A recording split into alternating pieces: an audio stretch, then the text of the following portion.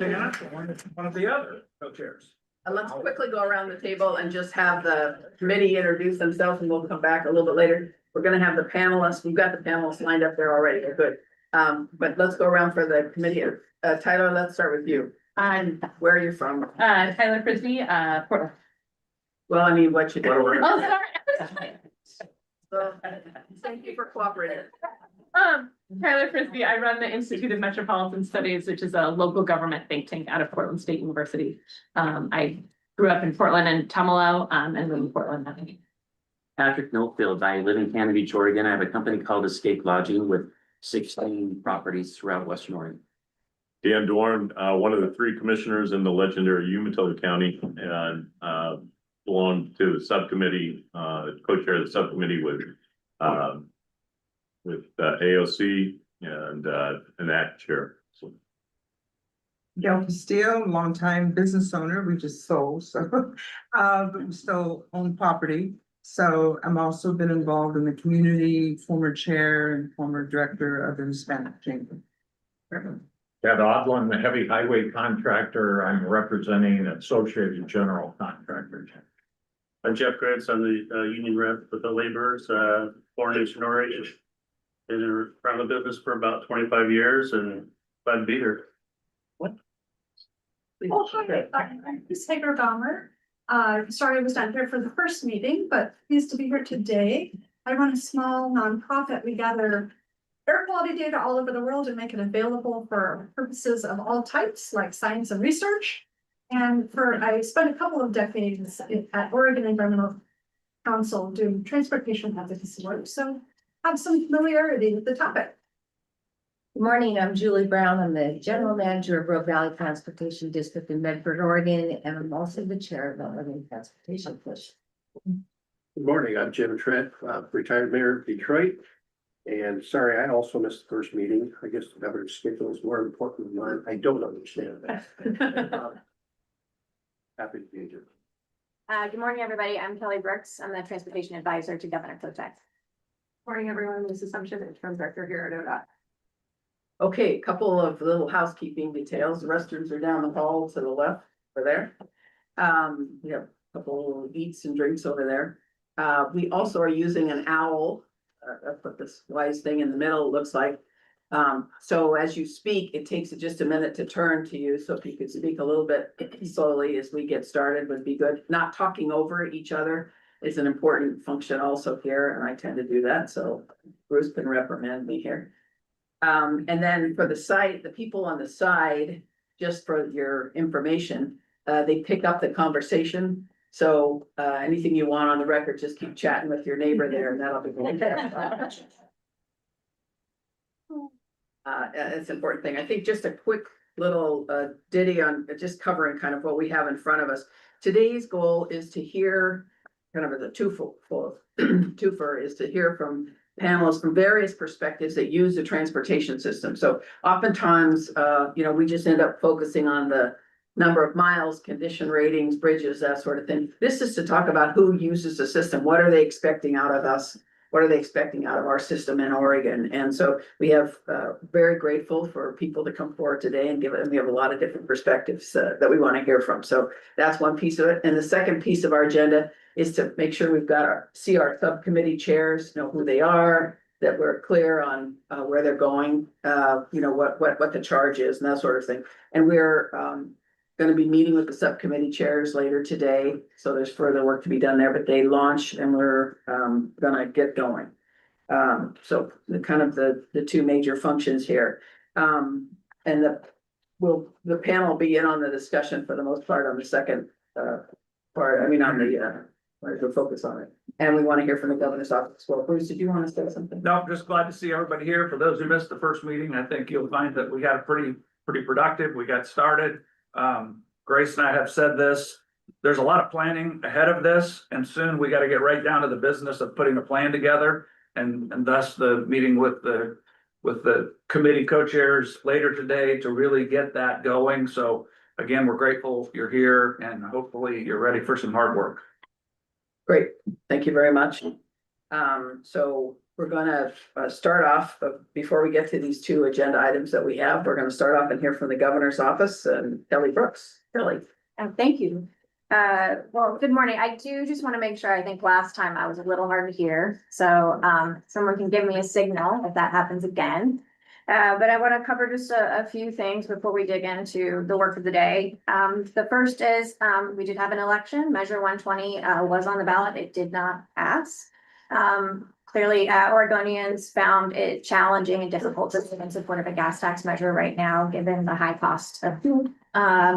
And so as we talked about, that because of the work done with the governor and the legislature during the short session, there were one-time funds reallocated within ODOT's budget to ODOT services to be sure that they are stable through the end of 2027. So we have covered those functions through the end of 2027 by redirecting resources. The bad news is that does not solve the structural revenue challenges facing transportation in the state. And so those issues and those challenges will continue to compound and grow because that's not ongoing funding that's been redirected. That means your work is just as important, if not more important than ever before. So I just want to reiterate that the governor really does support and believe strongly in the work and the task ahead of you and looks forward to the recommendations that you put forward on what we need to do to move forward. Between the last meeting and this one, we have spent a lot of time on our subgroups, which you're going to be talking at length about today. So drafting those problem statements, getting all of our members, asking them to participate and bringing them in. I believe we've got somewhere between 65 to 70 different people engaged at this point across the 6 different subgroups. I want to highlight one thing before I kind of move into, I'll do that at the end. For us to be able to use the talents and expertise of those folks that are on the subgroups, we have to provide them with clear direction. And that is the primary function of today, is to really get into what that direction is. What are those problem statements? If it's not clear to you, it will not be clear to them. And if we do a good job in that, then they will be able to be productive. Last but not least, I just want to highlight one thing just to make sure it is clear. One of the things we identified early on in the conversation last time is we wanted to make sure that in the maintenance and emergency response group and in that work stream that we also included preservation. You'll see that preservation has been included in the kind of the org chart, and it is referenced in the charter. But again, if there's any additional need for us to be able to further incorporate that, I just want to make sure everyone sees that change has been made. I think with that, those are all my updates. I'm going to try to talk less today and listen more. One of the things we also wanted to do just at the beginning of the meeting is sort of summarize what we learned from ODOT last time. There was a lot of stuff, but just as we have talked, the 3 things that we want to make sure we took from that last meeting. And I want to alert the panel that we're going to, after this panel talks, we need to get after the guest panel talks, we're going to have to get the working group to make sure that we've captured what we want from this. So these meetings can all blend in together. So the 3 things we wanted to highlight were that we have weight restrictions that are causing emergency access problems. Fire trucks and whatnot are heavy in the state. So that's an issue that's not being addressed totally by the budget that we have. We have paving is the only paving is going to be done starting with a 27 or 29 budget, whichever it is. Soon it will be the interstate. So we have an obligation to keep our funds flowing from the feds to fund the interstate. So all the other routes that we all travel to get to where we want to go that are not on the interstate are not going to get overlays in the foreseeable future. Again, starting, I've got a couple of commissioners here. I should be asking them, but 27, 29, I won't put them on the spot. And then our safety ranking has dropped from, we were number 10 several years ago, and we're way down toward the bottom now on safety rankings. And that's really unacceptable. And I think we'll hear from our panel today and understand some of that. So just the takeaways from last time, things we need to address, get serious about. So with that, I want to move on. If that's okay, any other questions? Everyone good? Any change of agenda or anyone want to try and take on Bruce? Right. Let's move on then to our panel. Brandy. Brandy Stephens with JLA, she's our facilitator. So she's gonna help facilitate us. Yes, thank you so much, Grace. Hi, everyone. I'm Brandy Steffen with JLA Public Involvement. I'll be helping do some facilitation of the subgroups. So it's really nice to meet you all. If you have questions, any of you or any of the panel, during this conversation, please just tip your name tags up and that'll help me just flag. And so hopefully I'll go in order and be fair and not miss anyone. But I did just want to say that, you know, our real goal for this conversation is to really hear some new viewpoints. You all heard a lot of the issues as Grace was just summarizing that we've heard about our current state and where we're looking in the future. But we really want to make sure that we hear about real world impacts from you all as the panelists and really help the work group. So all of you really get clear on what questions you want to ask. And we'll try to note the themes so that this will help you all move forward in your conversations.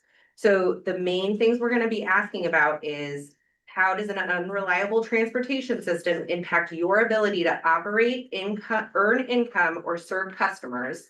So that's a really big question for the panel, as well as if Oregon cannot fund everything, what should be funded first to avoid the highest real world costs to Oregonians? So we definitely want to hear that. And I would think we want to start also knowing who you are. So why don't we start with Jim and we'll just go down the line and just who you are, maybe who you're representing today. I know we also have some people online, so we'll get you at the end of this line in person. So again, if you all have any questions or anything, please let me know and I'll just be taking notes. So if I spell something wrong, which there's a high likely that will happen, let me know. Or if I don't capture your thoughts, please let me know. Okay, so go ahead, Jim. Thanks. My name is Jim Sidnett. I own and run Sidnett Nursery in Canby, Oregon with my brother. I'm also a past president of the Oregon Association of Nurseries. The nurseries in general is the largest ag commodity in Oregon, $1.3 billion annually. And of that money, 75% of it goes out of state. And so my nursery is a good representation of that. We ship 75% of our product out of state. We ship them on trucks, goes on roads, most of it. 60% of it goes north and south on the I-5 corridor, going up through BC, goes south to Bay Area, and it goes east to the Mid-Atlantic states and New England. So trucks are really important, freight's really important. We can grow our plants, we can sell our plants, but we need to get our plants to the market. So, that's my perspective. Brian? Good morning. Thank you for having me here. My name is Brian Vituli. I'm the general manager with the Tillamook County Transportation District. Also the president of the Oregon Transit Association and also a new member to the transit subgroup. So my agency, we're a rural transportation provider operating primarily in Tillamook County. We have 5 what we call in-county routes that primarily serve Tillamook County, but we have one that goes north to Cannon Beach in Clatsop County, and one that goes south to Lincoln City in Lincoln County. We also have one intercity route from Tillamook to Portland, and that was kind of the crux behind the district starting back in 1997 when Greyhound stopped operating their service from Portland to Tillamook. Effectively isolated the community with no transit service. We provide around 1,900 trips a week, about 9,200 passenger trips a month, roughly 110,000 passenger trips a year. It doesn't sound like a lot when you compare us to a Eugene or a Salem or a Portland, but these are trips that our customers would not be able to make otherwise. They would not be able to go for medical appointments or for grocery runs or social activities. So our service is very crucial to our customers, and we literally have no other transportation options. We also provide a dial-a-ride service throughout Tillamook County. So these are for folks that are senior, a little bit less able-bodied to use our fixed route system. Provides more of a door-to-door type of service. We also stand up a non-emergency medical transportation brokerage for Tillamook County, Clatsop County, and Columbia County. So these are for customers who are on OHP or Medicaid, and they get their medical transportation booked through our transportation brokerage. So very, very vital service for Tillamook County. And there are a lot of us out there throughout the state of Oregon. Outside of the urban areas, rural transportation is a lifeline for a lot of individuals. Thank you. Bill. Good morning, everyone. My name is Bill Wu. It's quite an honor and pleasure to be here. I am a pediatrician by training. I retired from clinical practice with Kaiser Permanente back in 2012. And then from 2012 up until just a couple of years, well, up until the pandemic, spent a lot of time on Kaiser's community benefit side. So I worked with the grant making folks. Spent a lot of time advising and working with nonprofit organizations around Portland who were basically working on health and wellness issues. Transportation turned out to be one of my areas of great interest. And so that eventually evolved into participation on EMAC, so Equity Mobility Advisory Committee. And I was for a short time on the Region 1 Act. And so I've thought about transportation, and I've sort of worked with Kaiser on issues of health and wellness. And so, for example, transportation as one of the social determinants of health. And so I sort of look at transportation from a broad overview perspective of how it fits into how we determine health and wellness for individuals and for communities. Nice to meet you. Hello, thank you for having me. My name is Tammy Beatty. I'm a photo on the wall. I served 12 years as a Deschutes County Commissioner. Prior to that, I was in the private sector. I now operate our Council of Governments in Central Oregon. So we represent Kirk, Deschutes, Jefferson counties, and the Confederated Tribes of Warm Springs. We are similar to a metro, but if we were a soda, we'd be diet. So we don't do any taxing. Our job really is to provide service, to be of support to local government. We are also an economic development district, and we are the largest transit provider in Oregon that is also not a transit district. And so I come to you today also as a past chair of the Transportation Commission. I served 8 years on the Transportation Commission, 4 of those as chair. And thank you for your work right now, Julie. I know that I was in the saddle during the time of 2017. And what you have in your hands is really, when we think about transportation, in my opinion, it's really the economy in Oregon. And so as you, for me, as you look at this question, this question is going to be the one that gets answered to talk about how we're going to actually bring Oregon back online. And so no pressure, but we also have an education campaign that we need, because Oregonians don't understand how transportation works, how they pay for it, how they don't pay for it. And we really are at a place right now where in Central Oregon, we need Portland to thrive. We need freight to move. We need the economy to work.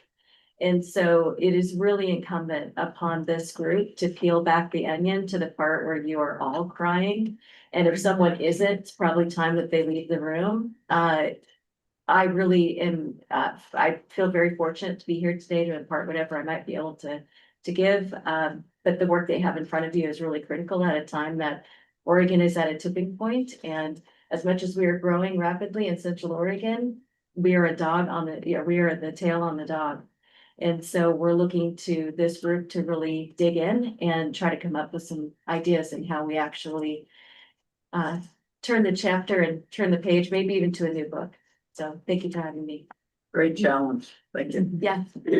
Marcus. Good morning, everybody. Marcus Hins. Our team is the Oregon Coast Visitors Association. We are one of the 7 tourism regions in the state of Oregon. Our team is appointed by the State Tourism Commission to represent the interests of the Oregon coast to tourism. Our team is spread out from Astoria all the way down to Brookings Harbor. So we do represent the entire coast, and we're funded by state lodging tax dollars and other private fee for service revenue that we generate.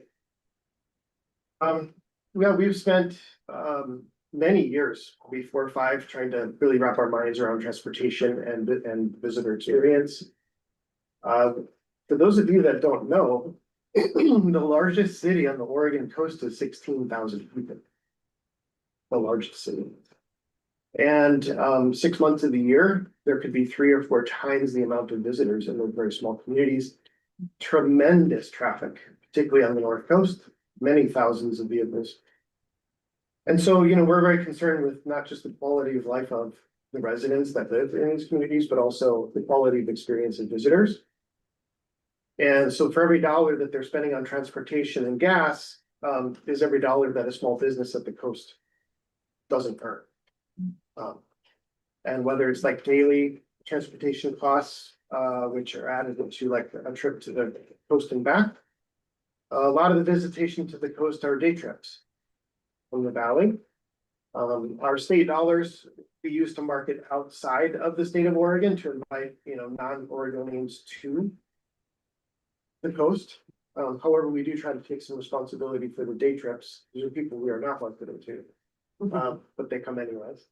And so we do try to take some responsibility. So we've reviewed every transportation system plan in Clatsop County, every transportation system plan in Tillamook County. We've compared and contrasted them and put them into charts and graphs, particularly how they speak to micromobility within cities. And, you know, a challenge we have is trying to get people day trips to the coast and get them back over the mountain at the end of the day. Otherwise, they just simply will not abandon their vehicles. So the service has to be as convenient. And so we're working on that. We're trying hard to find out what our role is in the transportation community, how we can be partners, areas of collaboration to solve some of these problems. So thank you for having me. And Lisa, you're online, is that right? How are you picking up all the speeches? We don't have any other feedback from folks. Are you hearing what people are saying? It's coming through great. So, yeah, thank you for having me. And I hope the lighting is okay in my RV. My husband is also working from home today, so he gets the house. So I'm outside. But no, thank you for having me. My name is Lisa Collier. I am a commissioner in Wallowa County. Before that, I was a special ed teacher for 25 years, but I was also the mayor of Joseph for a handful of years. So glad to be here today and glad to have the Zoom option. Our daughter, our last kid at home, our baby of 7, graduated last night. So otherwise I would be with you in person today, but thanks for having the Zoom link. Wonderful. Thank you all. So I think we're ready to get down to questions. And again, these are the same kind of questions we're going to reflect on as the work group. So following the panel, you'll have a little break. So you'll be able to think it through or ask any particular questions. But we do want to ask the panel here. And Lisa, I'll just try to chime in, but raise your hand visually and I'll be able to see you. So, yeah, just chime in. But again, I think our main questions, and you all should have this, so it's not a surprise, is, how does an unreliable transportation system impact your ability to operate, earn income, or serve customers? And some of you have already started to talk about that. So if you're okay, I'm okay with just kind of popcorning it. Otherwise, we can go down the line. So I saw some head nods for the popcorn. So anyone who wants to jump in, how does that resonate with you? What does that unreliable transportation system look like for you? Jim, you're a business. Why don't you start? Okay, sounds good. Thank you. I appreciate that. Unreliable in my mind is roads that are closed, bridges that can't haul trucks. And the way that it impacts us is we can't get trucks in or out of Oregon. And I think part of part of that is getting trucks into Oregon. Trucks that want to come to Oregon, the hauling in, raw materials, furniture, avocados, whatever they're hauling in, because once they're here, they can leave. They can haul our products out of Oregon too. And it's the reliable roads to getting them in and out and through. Also congestion, time. You know, things that are congested, time is money. You know, freight, and I'm just looking at transportation as freight at this moment, but truck drivers have a certain amount of time that they can, you know, drive. And if they're in congestion, if they're in traffic, if they're not moving, if they're going around bridges because they can't get to their drops economically, it takes time. And it takes time off of them, and they don't want to come here. They don't want to be here. And if those hours are being used by these truck drivers, again, I'm just picking up from the truck. They need places to stay. They need places to park. They need places to, you know, get their hours back and rest. And we don't have a ton of that stuff in Oregon. And the few truck drivers I do talk to, they're not super happy about coming into Oregon. They're pretty happy to leave. I'll say that. And most of the long haul truckers that are going east aren't based in Oregon.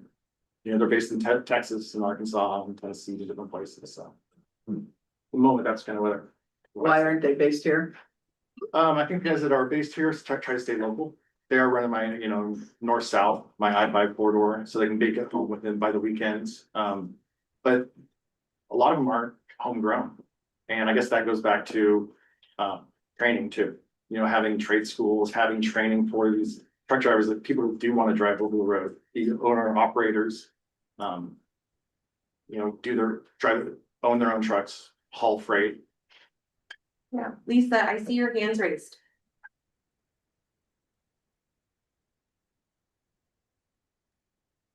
Lisa? I don't want to interrupt Jim. I just was gonna go after him. So when he's finished, I have an answer for the question. Yeah, I got a follow-up question. Jim, are you aware of any of the bridges that you can't use? That you load a truck and it can't use to get to your place or back out of Oregon? Just recently, yeah, around our area. So again, I'm located in Canby, and we had a truck or a bridge that was in seismic, I don't know the right term, so it's seismically upgraded. And so it was shut down for over a year. And it was one of the most direct ways in and out of our specific nursery. And so that added, you know, it doesn't seem like a lot, but it added 20 minutes or so for trucks leaving. And then my own trucks that we have to haul between facilities that we have, it doubled my time. And what weight do you run? I mean, when you're sending a full semi out of your yard, what's your weight? They're about 80,000. Yeah. Okay, Lisa, back to you.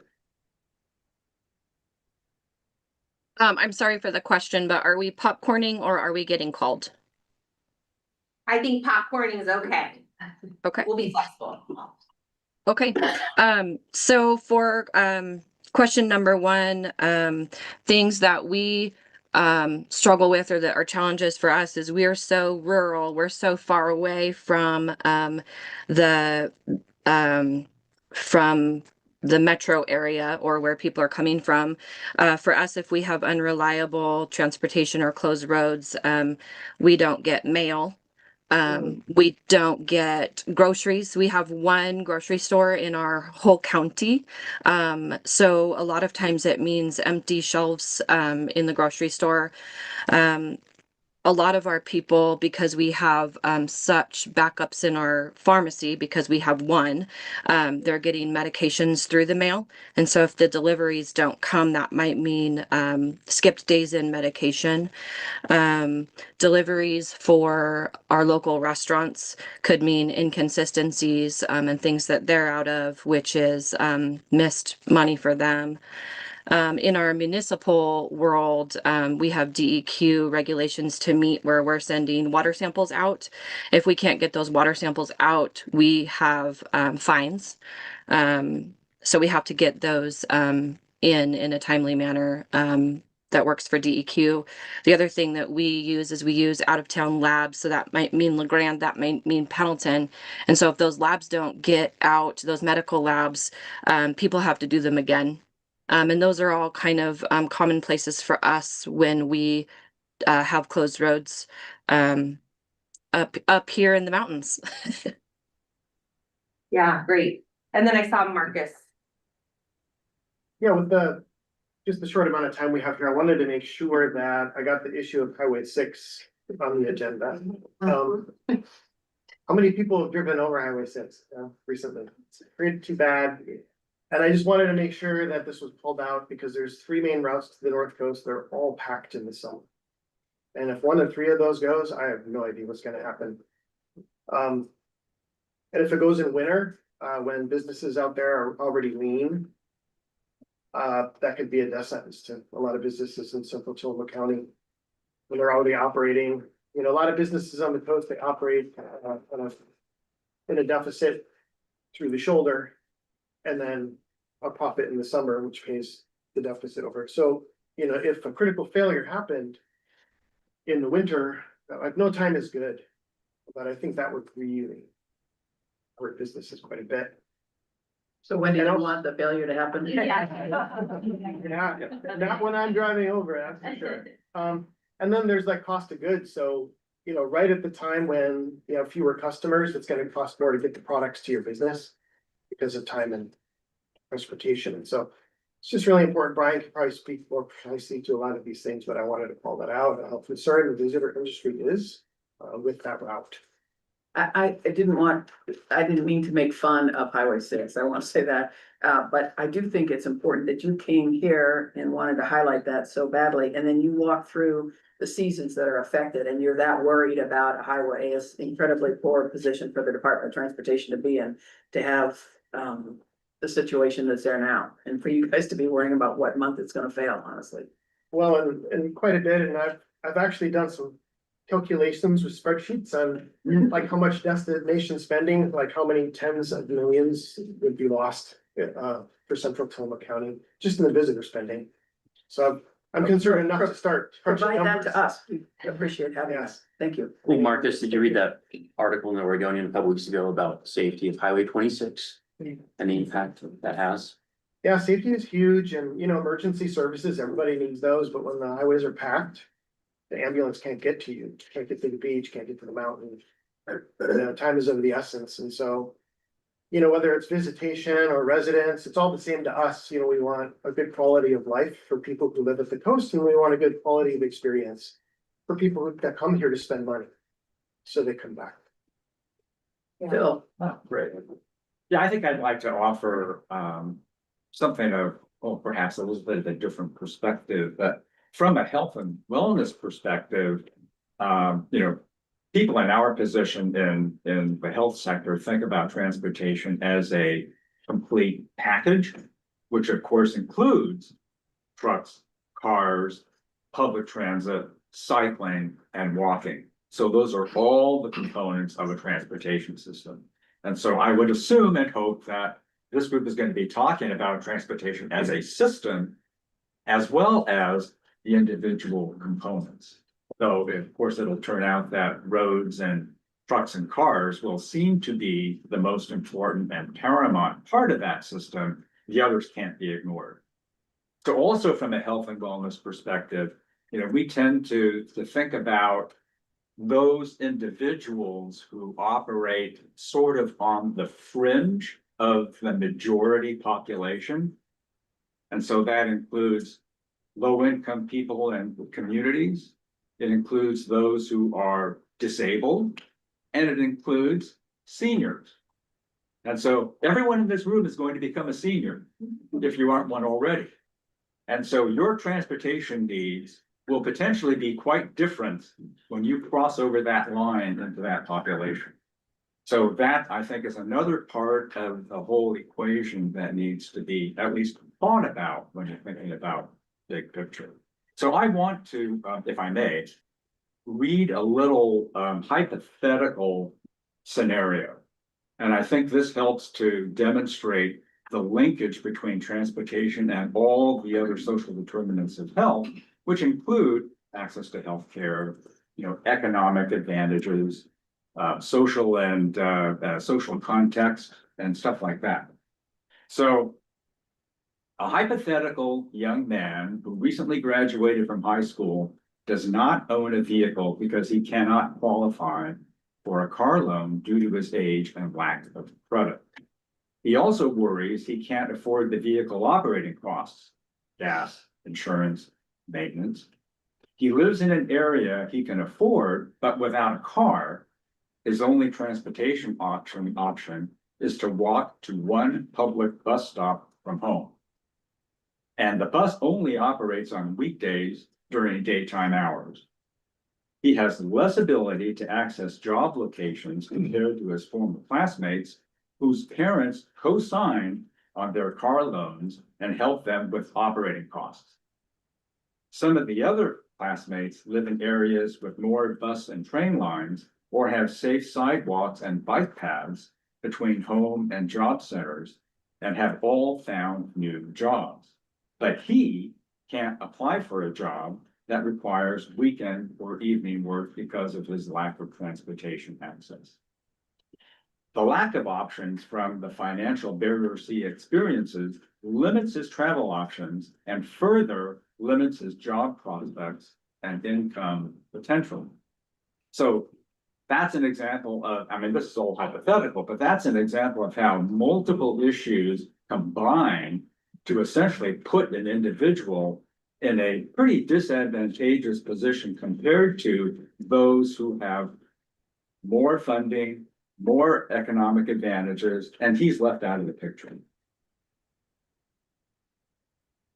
Good to get our minds around that. Thank you.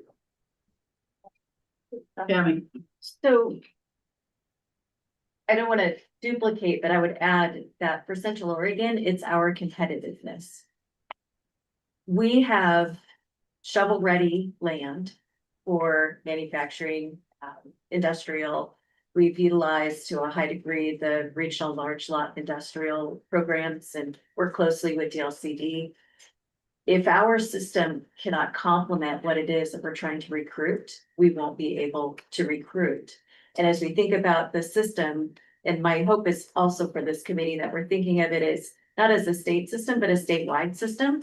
Most of your system is actually complemented and held by the cities and counties.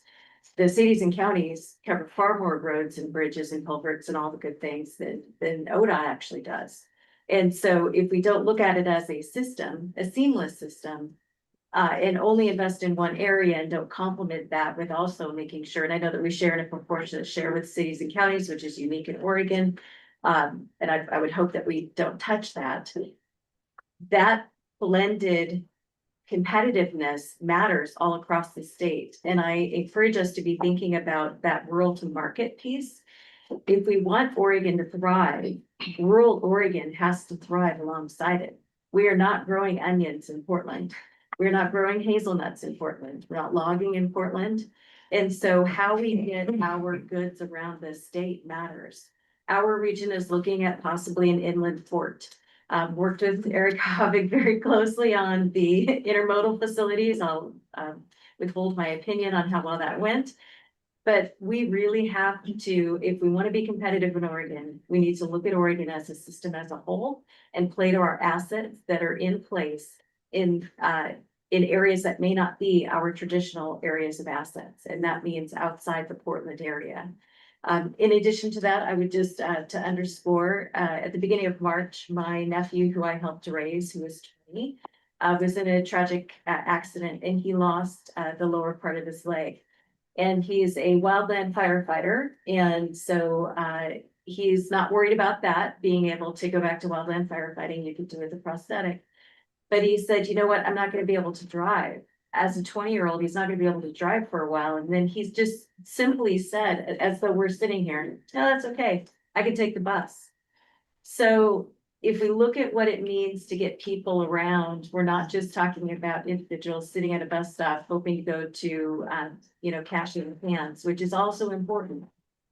We're talking about individuals that are trying to get to work so that they can be part of our community. And if we don't think about that as a system, we will end up not embracing the workforce that is out there that will be able to shoulder all of the asks that we have of them for this next generation. So thank you. I see Lisa, you have your hand raised, and then Brian will check in with you if you want. Yeah, I just want to add on to what Tammy had said. the 50-30-20 was hit on, but also that the system as a whole, Oregon, is so important. So thank you for saying that. I think also that small county allotment is super important too to keep, because rural Oregon does not have the same opportunities for revenue than the bigger areas do. I mean, we are really capped by our property taxes, but we're 60% public lands, and all of our road systems are over capacity, and we have no other way to pay for them. So I just wanted to add on to what she said real quick. Thank you. Great. Thank you. Yes, they say you're always supposed to learn one thing a day, and popcorning is my learning for the day. So thank you for that. I'd also like to piggyback off of something that Phil said, that public transit is one component of the entire transportation system. And we are dependent, we operate on the same roadways that everybody else does. So our service reliability is dependent on properly functioning roadway system. And when you have issues such as the Highway 6 shutdown just this past winter, luckily that was able to be fixed quickly, and at least to have one lane traveling through that during the reconstruction. But it just paints a picture of how difficult it would be, not only for our customers to reach the valley, but the number of creamery trucks that use that highway, and logging trucks and finished lumber products. Just the amount of commerce that goes on that highway would be astounding if there was a long-term shutdown. And from a public transit perspective, there are no redundant roadways to Highway 6. We would have to, if we wanted to continue operating our Tillamook to Portland service, we would have to go further north up the coast to Wheeler and Nehalem to take Highway 53 out to 26, hoping that Highway 26 doesn't fail. So there's just really not a lot of good options for where we are. And when you talk about reliability, our customers are depending on us to provide service for them. So an unreliable transit system means that folks can't get to the grocery store for groceries. There's already communities, large areas in Tillamook County that are food deserts. So we have folks coming from South Tillamook County to Tillamook to do their grocery shopping. So reliability is critical there. I mentioned earlier, you have folks taking our services for medical appointments. Early 2024, Tillamook's only dialysis center closed down for probably a year and a half. And as the transportation provider, those patients look to us to provide transit service for them. So we were taking individuals from Tillamook or the surrounding area to places like Lincoln City, Astoria, Portland, Forest Grove, to dialysis centers so they could get their treatment. And what that meant is, that's life-sustaining service for them, but it also meant less capacity for us to give our regular customers service. So things like that, where people rely on service so critically, it just brought into more attention when the highway system fails. And also, from a transit perspective, service reliability is critical when you're trying to provide a core service. When you're trying to attract new customers, sometimes you only get one chance at proving your worth to them. So if your bus is late, or you strand somebody standing at a bus stop because of a roadway system failure or some other issue, you may never get that customer again. They will find other ways to travel, rely on relatives or friends. But in the transit industry, service reliability is critical. And, you know, as I mentioned before, we all depend on a fully functioning roadway system to do that. Thank you. Great. Any questions? Okay. Any last thoughts on this question before we move on to the next question? Yeah. Okay.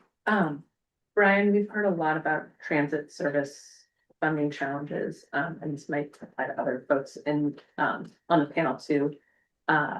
Can you talk a little bit about what that looks like? Sure, that's a great question. We spent a lot of time the last 2 years, prior to the 2025 long legislative session, trying to tell our stories, that the House Bill 2017 was a huge, benefit to all of us transit providers. We were able to add service that was never there before, more reliable service, more frequency, weekday evening service, weekend service. It did tremendous things for a lot of us as transit providers, but cost of everything's going up. Our vehicles cost more. Maintaining our vehicles costs more. A lot of us have collective bargaining agreements, so wages are increasing, but that 0.1% of the statewide transportation improvement fund, the employee payroll tax has remained the same. So our money's not going as far as it used to. And that's created significant challenges for a lot of us. And that's why it's important that at a minimum, we need to defend that current stiff level. But you know, I think as part of the transit subgroup, we're going to be looking for alternative ways to fund that going forward, or to complement the employee payroll tax. Because as the voter said just a couple weeks ago, that, you know, that is not a popular thing. So we do need to look at other alternatives to help us fill that gap that we're just going to continue to see year after year. If I may, so I also feel like we don't do a great job, though, of sharing the value of what you get for that. And so when we think about what are we trying to achieve by that level of investment, what are you asking us to provide? And so be clear as a state as to what it is that you want us to be achieving. And this goes to really any funding that comes.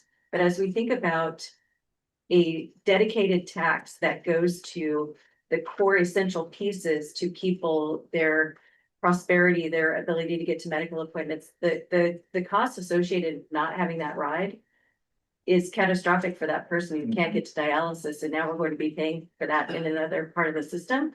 So if we told the story differently about what that small percentage actually gets us as a state, I think that we could turn the narrative to a way of understanding what we're buying.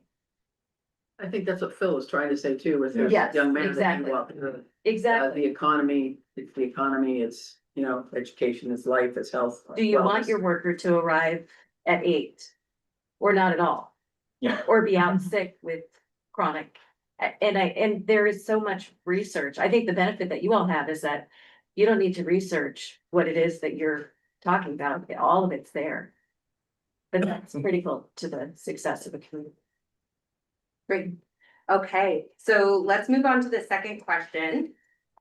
If Oregon cannot fund everything, which I think we heard the dire situation last meeting, what should be funded first to avoid the highest real world costs to Oregon? So I think this tags on to what you're saying, Tammy, very well. And so obviously we'll note that, but what else is going through your minds as you think about sharing with this work group how to prioritize moving forward? Yeah, Tammy. Maintenance and preservation. Maintenance and preservation. Once your pavement index condition is too low, the cost associated, whether that's moving freight or weight limited bridges and etc. But that comes at a cost. But it definitely would be starting, and that's maintaining what we're doing in terms of transit as well. We're not going backward. We're trying to figure out what that sort of maintain where we are and then grow. Tammy, if you don't mind, you chaired the committee, so what's next? I mean, it's easy to say, Yeah, no offense, it's kind of easy to say maintenance and preservation. right. But when you listen to somebody say, trucks are stuck in congestion, and you say, which of the big projects, Right. which one is it? I mean, what do we fix first? So are you sure you want the answer? The Oregon deserves the answer. I mean, I can go through from Southern Oregon, from the coast to Lakeview, Oregon. I can tell you what all the roads are like and where we go and where I send trucks every day. I can tell you that having a passing lane on a mountain hill is a big deal when it comes to truck traffic. I can tell you that stuff. Right. I can also tell you that I buy freight that comes from Bellevue, Washington, and the people that come through the Portland metro area, they can get stuck for hours. And so which of the big projects is number one? I mean, we're saying maintenance and preservation, but what else? I know that we have invested in projects that are not the highest return for Oregonians. And that is often because it is not politically palatable to get a bill across the finish line at the end of the session. There are projects that we as an organization, and I say we, because if this is our system, we need to reconcile what it means to go home after a session and be successful. And I know from my own area, even sitting in the saddle that Julie's in, there are decisions that get made that may not be based on the research and based on the data showing that it is the most important safety, mobility, whatever that might be. And so as we look at where we are investing dollars, the maintenance side is currently funded with a mechanism that is archaic. And we are so fearful as a society to have Big Brother traveling around with us in the car, which they're already there. I mean, Big Brother's cousin and his neighbors there too. So as we think about how are we going to shift this, and I know we're seated next to each other, but we may need to look at transient lodging tax as well. Folks are coming in on our road system, and please don't poke a hole in my tires, but Where's your car? we have to, I can't, yes. We have, in my opinion, we're at a place where nothing can be off the table. We have to be looking at how we are utilizing Oregonians' precious dollars today and how we are connecting that to the system that they rely on so heavily for their own prosperity. And that might be health or wellness or education or whatnot. But our competitiveness right now in Oregon requires us to be looking at that and not having sacred cows. So my 2 cents would be, it's educating the public. I think we need to be looking at a vehicle miles traveled, something that gets us away from the gas tax, and we start to transition into a pay-to-play system. I think that we need to be educating the community about what the system does and doesn't do and how they pay for it.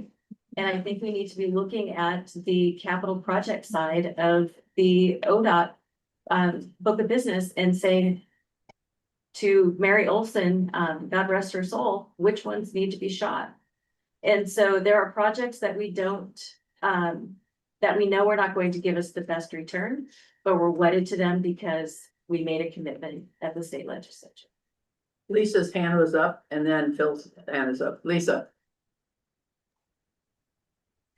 Yeah, thank you. I definitely echo Tammy again. I feel like I'm just copying anything that she says, but maintenance, preservation, safety, I would say no new projects that are not necessary and that don't fall under safety. I mean, if we're preserving people's dollars, I think that we need to go back to the basics. The other thing that for rural counties, and I learned a lot about it in the act last month in Corvallis, but investing some dollars back into rails. I mean, I think that we could bolster our industries and get some vehicles off the roads if we had another mode of transportation. And for us, I think the only other option would be rail. And then I hesitate to say this next part because it makes me nervous, but I think that we need to put some more money into bike and ped paths. But it's a double-edged sword because our roads are so over capacity because of our high tourism that I want to make sure if we did that it was a safe choice. Right now we have so many cars on the road that doesn't feel safe, but I also think that right now they're traveling on roads that really are not safe. If we had more investment in those bike lanes, at least we could maybe make them safer. But yeah, I guess no new projects and preservation safety. Thank you. Okay, Bill. Yeah, I think I'll piggyback on both Lisa and Tammy to one extent or another. But I would be remiss if I didn't say something about EMAC's recommendations, which was that congestion pricing really has to be an option that's on the table. And of course, that was politically exceptionally difficult. And it came to a rather sudden stop because of the difficulty of contemplating what congestion pricing would mean and its acceptability to various communities and people. But nevertheless, it seems like without some new source of funding like that, it's going to be a catch-22 vicious cycle forever and ever, because there will never be enough funds to take care of all of the potential priorities that one would want to fulfill. And I would agree that safety, maintenance, operations are, in fact, really important when you get down to the nitty-gritty. But even then, funding is going to have to be created. And, congestion pricing is something to seriously consider. Chris. Oh, excuse me, Brian, then Chris. Okay, go ahead. We're also. Thank you. Yes, piggybacking off of that again, maintenance of the statewide transportation improvement fund is very critical that so that we can maintain our services. But we also need to look for alternative funding solutions to complement that. And so maintenance and preservation kind of on a different level, but we need to maintain the service that we added back in 2017 when HB 2017 was passed. Safety, it's 10 times safer to take public transportation than a personal vehicle. So that is also something that factors into prioritizing continued transit funding. With our STIF dollars, several years ago when HB 2017, we added enhanced fixed route service, enhanced dial ride service, basically adding more frequency, more service during the daytime, more service on the weekends. And when you're dependent, you have no other options on how you travel. Having a set schedule every day that you can rely on, having that service 7 days a week. The Tillamook area, that there's a heavy service sector workforce that do not work Monday through Friday, 8 to 5. They're working weekday evenings, they're working on weekends. So it's critical to have a service that helps them. And a quarter of Oregonians don't or can't drive. So we do have to prioritize public transportation as an option in the transportation system. That includes children. You're 25% don't drive. Is that what you're saying? Or population, or are you saying of the adult population, 25% don't drive? Everyone, children, but also seniors, individuals who just cannot drive. Thank you. Chris. Thank you so much for that. Nice to see you, Tammy. Nice to see you, Joel. So everyone has presented powerful stories about why we need to invest in our transportation system.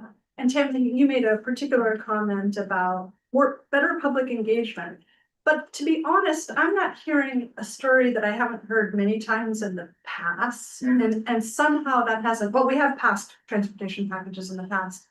But I'm like, is there really something new that would get through to Oregonians that Oregonians would be like, yes, I want my taxes to be raised in order to pay for this. And I think it kind of talking a lot about maintenance and preservation, but you also have to present a vision, I think. But in any event, I don't know if you wanted to add, Tammy, to like, is there something new we could say?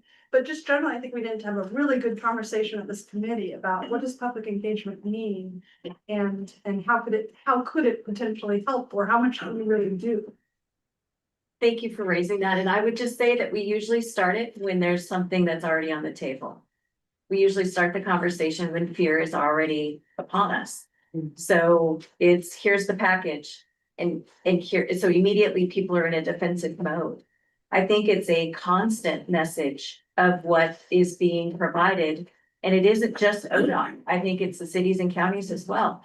I think it is being mindful about how we're telling the story and how the dollars are being spent and what the return on that investment is getting. And I think that's where you also, at some point, maybe get some of the lodging folks that in order for road infrastructure that's going to complement tourism, there may be some way in which we need to be looking at how we all are in that way together. So I think it's, we start today now, instead of waiting until there's something that they need to react to, which is usually where we start to spend the dollars and get people excited. From a time management point of view, do you want to move on to the next question? Or do you want No, to I think we're good. I think, Okay. I mean, these were our two main questions. But I think we've got 20 minutes left, so I feel good. I want to, if you don't mind, to the two county commissioners, sacred cows was raised as a, there should be no sacred cows. And I was party to trying to get the legislature to go from 68-20-12 to 50-30-20. So I worked really hard on that effort back in 87 or something. But I find that Oregon, I find that Oregon is way out of proportion to the rest of the states with how much it generates at the state level to give to local government. And so when you compare a gas tax and you say Oregon's gas tax, is pretty high compared to everybody else, half that gas tax isn't ODOT's at all. Doesn't Right. go to the state. It goes to the cities and counties in the state, which is clearly a part of the state system. If we were to look at solving some of these major problems that do benefit the connections between, because we've heard from communities that are fairly isolated, the coast, Wallowa County, you're connected in the center of the state, but you have lots of antenna that go out that need connection. That's a sacred cow. So let's put a couple of these on the Yeah. table and play around with it a little bit. What happens if you freeze the fund where it is right now, which is 60% to local government, not 50%? Does it all of a sudden the coalition fall apart, cities and counties walk away? Is that what happens? I'm just trying to get us Yeah. thinking. Well, I'm not currently seated, so now on the other, I'm in the cheap seats, so I know we have another, but I would answer that by Sorry, saying. Dan. I would say that, I would answer that by saying. ODOT has a tenth of the road infrastructure and even smaller of the bridges. I would ask, what are you hoping for as a return on making that change? Because that mechanism, not unlike the gas tax just to begin with, is the mechanism we have. So if not for that, then cities and counties would need to be working to go forward with their own gas tax and supplement that in a different way. And so not unlike the sort of unwritten or unspoken tax that Oregonians pay today on alignments and, potholes and all the things. It's not a zero-sum game. And so it's going to be picked up somewhere. And I would say that could be detrimental and degrading the very thing that we're trying to do. And so, that would be Just the practical side of it. Phil. Yeah, I just want to go back to the question that Chris was asking about, the vision. And I think, Tammy, you were referring to storytelling or maybe both of you were referring to storytelling at some point. But I think, to me, narratives are very important in storytelling. And as opposed to waiting until there's an issue on the table, which may be frankly very unpopular, and then trying to craft a message around that is starting, way behind, right? So I think about the parks, environmental and recreation sector. And how it is that that sector always seems to generate positive support. Because they are extraordinarily popular in Oregon and they are hugely supported financially. So what is it about that sector that is able to gain support where it seems to be very difficult from a transportation perspective? What's the difference between the two? And what makes one highly popular? And I think it's because of there's a constant positive narrative around what you get when you go to a park or you're out in the natural environment. And so that automatically generates a positive vision in people's minds that they want to support.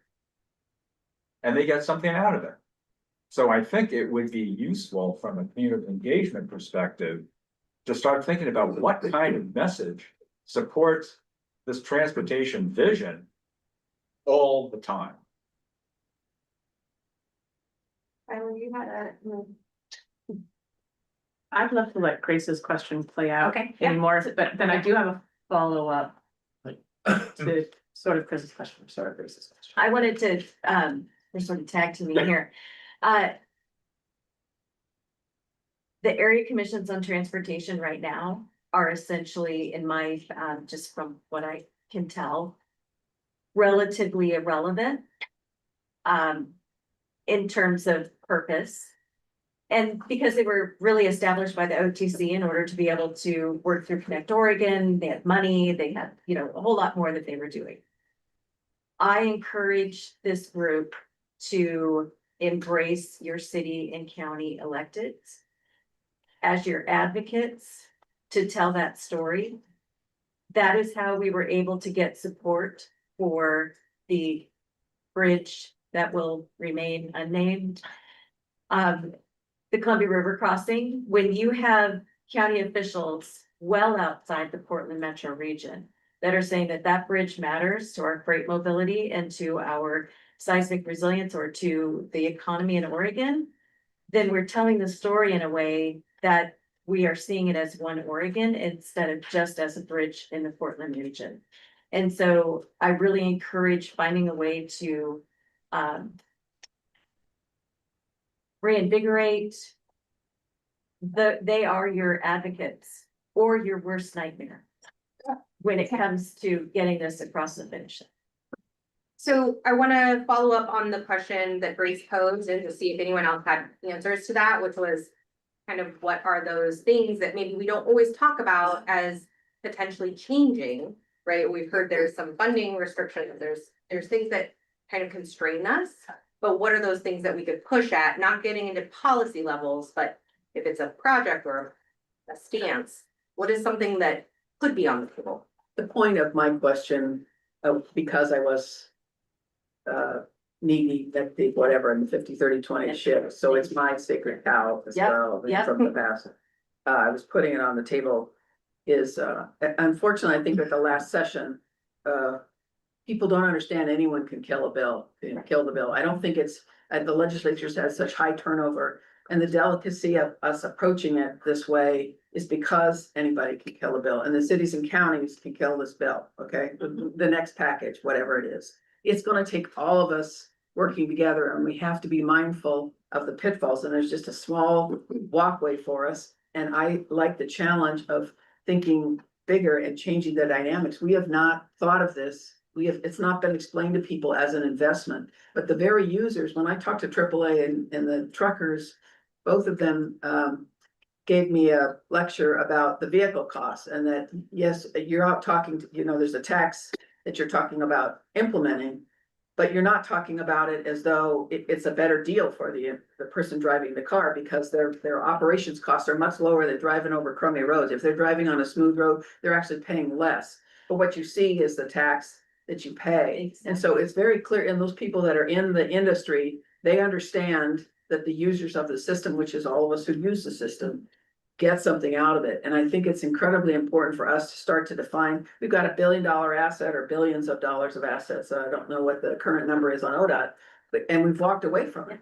Okay, we got to get back in the saddle here and explain. I think we haven't educated the Oregonians themselves, which will make it a lot easier for the legislators if the Oregon public understands that it's the soul of the health and welfare system that, you know, a wellness system that Phil's talking about. And Marcus isn't going to be able to operate if people can't operate on their roads. All of you have described, you know, that it's at the very core of our jobs, health, education, whatever. So I think we've got to take that challenge Phil put to us and understand there are some, I mean, there are a lot of sacred cows in this thing, and we probably need to stretch a little bit to get people there, but we need to get the community, we need to get Oregon understanding what's going on here. And I would Because encourage It's that. going down the tubes. We're going, transportation system.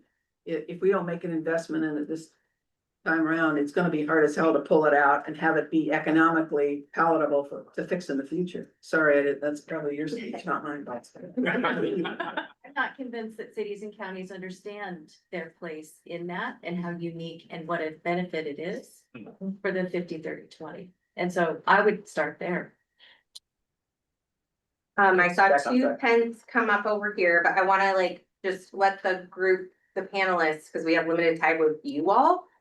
Where can you chime in here on this topic? The last thing I would add is our state agencies can help communities get to yes. And I encourage you to incentivize cross state agency collaboration. We had started dinners where the director and the chair of the OTC and DLCD and when you come together and you start talking about policy and you start talking about relationship building and you start talking about what your agencies can do, that's what it's going to take for all of these things to come together and tie back into the productivity map that the council is working on. Because everything that you're talking about is directly related and cannot, you are the group that will either make that prosperity council roadmap work or not. Anyone else? I know, sorry, this is like tense panel questions. I guaranteed that wasn't gonna happen, but, anyone else? I wanna would chime in? say, I think that, I mean, it feels simple, but also I think it can't be overstated. It's important that storytelling and also using your elected officials as your advocates and to spread the message. We not only are a direct line to the public whose trust for ODOT, frankly, has been shaken, has been questioned, I mean, we can help build those bridges, no pun intended, but also we also are a direct line to our legislators. So we're kind of the middlemen where we can help with that trust, we can help with that messaging, but I do feel like spreading those stories, of the person who rides the transit, of the people who are improving the roads. I mean, there's so many stories here, but I feel like we have to be the bridge between the legislators and the public is really important on how the money is being used and why it's good. Okay, we've got Tyler, Dan, and Jeff. I have another panel question, sorry, but that's why you're here, because we want to hear from you. I think picking up on the pieces I've heard, one of the things that has struck me over the last few years in our efforts around a transportation bill is most of our messaging is around new projects. And it's funny, when you look at the public opinion work, what people care the most about is maintenance and preservation, right? What's happening to Highway 6? What's happening to 22, what's happening in 97. Sorry, I'm Central Oregon girl, so that's nice total reference. But that we don't do a good job about talking about, like, if this bill passes, here's what happens to Highway 6. It's not a huge new sexy brand new project, but it is a road that is not having a landslide every winter, and the shoulders fall off. We just drove it a couple weeks ago on our way to the beach, and my 6-year-old is in the back and goes, "Is this road safe?" And I was like, "Yeah, it's fine, honey." Yeah, just, but so I guess my question for each of you is, if you were to pick a maintenance area, and I sort of guided you into a physical geographic area, but it also doesn't have to be, what if, if you were to pick a maintenance and preservation thing to talk about, for your constituency, your space, that really you think helps with that storytelling? And then I want to push on Grace's question around sacred cows. I think it's important for all of us to start to realize things that we really care about have to be looked at differently. I don't know that I'm gonna try to ask each of you to be like, and what capital project would you abandon? Or what like new thing what would you get rid of? But if you feel like offering up something where you're like, I don't think that this is getting us the bang for the buck that people deserve, I think we would all. So let's try and get Jim and Brian and Marcus a little bit forward. They haven't had as much, maybe Phil or something. That's a big question. I know. So the maintenance and everything, the paving and plowing, right? Yeah. Making sure what we have, the $1 billion+ asset we have, we take care of that. What I really focus on that I see is sometimes there's lost roads in ODOT's dealing, and could they mention it's been 10% is ODOT, under ODOT. So there's a lot of rural roads that are that rural urban divide. And they kind of get lost. And is it a county road? Is it a city road? Is it ODOT's road? Who takes care of this road? And sometimes they get pushed to the back. At least it feels like that when we see in our rural areas. From a sacred cow kind of thing, I guess. Maybe I don't know all the sacred cows that are out there. I remember. There's a lot. Yeah. I remember in 2017 with the transportation package, it was the Rose Quarter was the big thing. Yeah. And it was the congestion point on I-5, and it's been talked about, and I remember the nurseries supporting it. It was kind of a big deal, like, because the Rose Quarter was getting taken care of. That was 9 years ago. Something like that. And I don't know how that all works. But those congestion points are real, and they're part of a current asset. And if the current asset isn't working up to snuff, it's hard to tell that story. It's hard to tell that story to the public and say, look what we've done with what we've got. This is what we want to do. So those new projects are always, those are a tough sell if we can't take care of what we got. I think those are my 2 points. Anyone else? Well, I'd say from the visitor industry and the marketing and communications perspective, the narrative is the only thing really. And roads have always been associated with our culture as freedom. Yeah. Freedom of mobility, like the ability to go anywhere you want, anytime you want. And that's still there in the American psyche. And I think we need a narrative in Oregon that does that. And a lot of the places like Highway 6 and 26, like Oregonians want to get to the coast. The narrative is access to the Boundary, access to your beach, like. And the daily experience of people traveling, like those are the people you have to communicate with because they're sitting in their cars. Like give them an ad when they're sitting in their car. You can like geofence and target. Like we do fee for service marketing campaigns, by the way.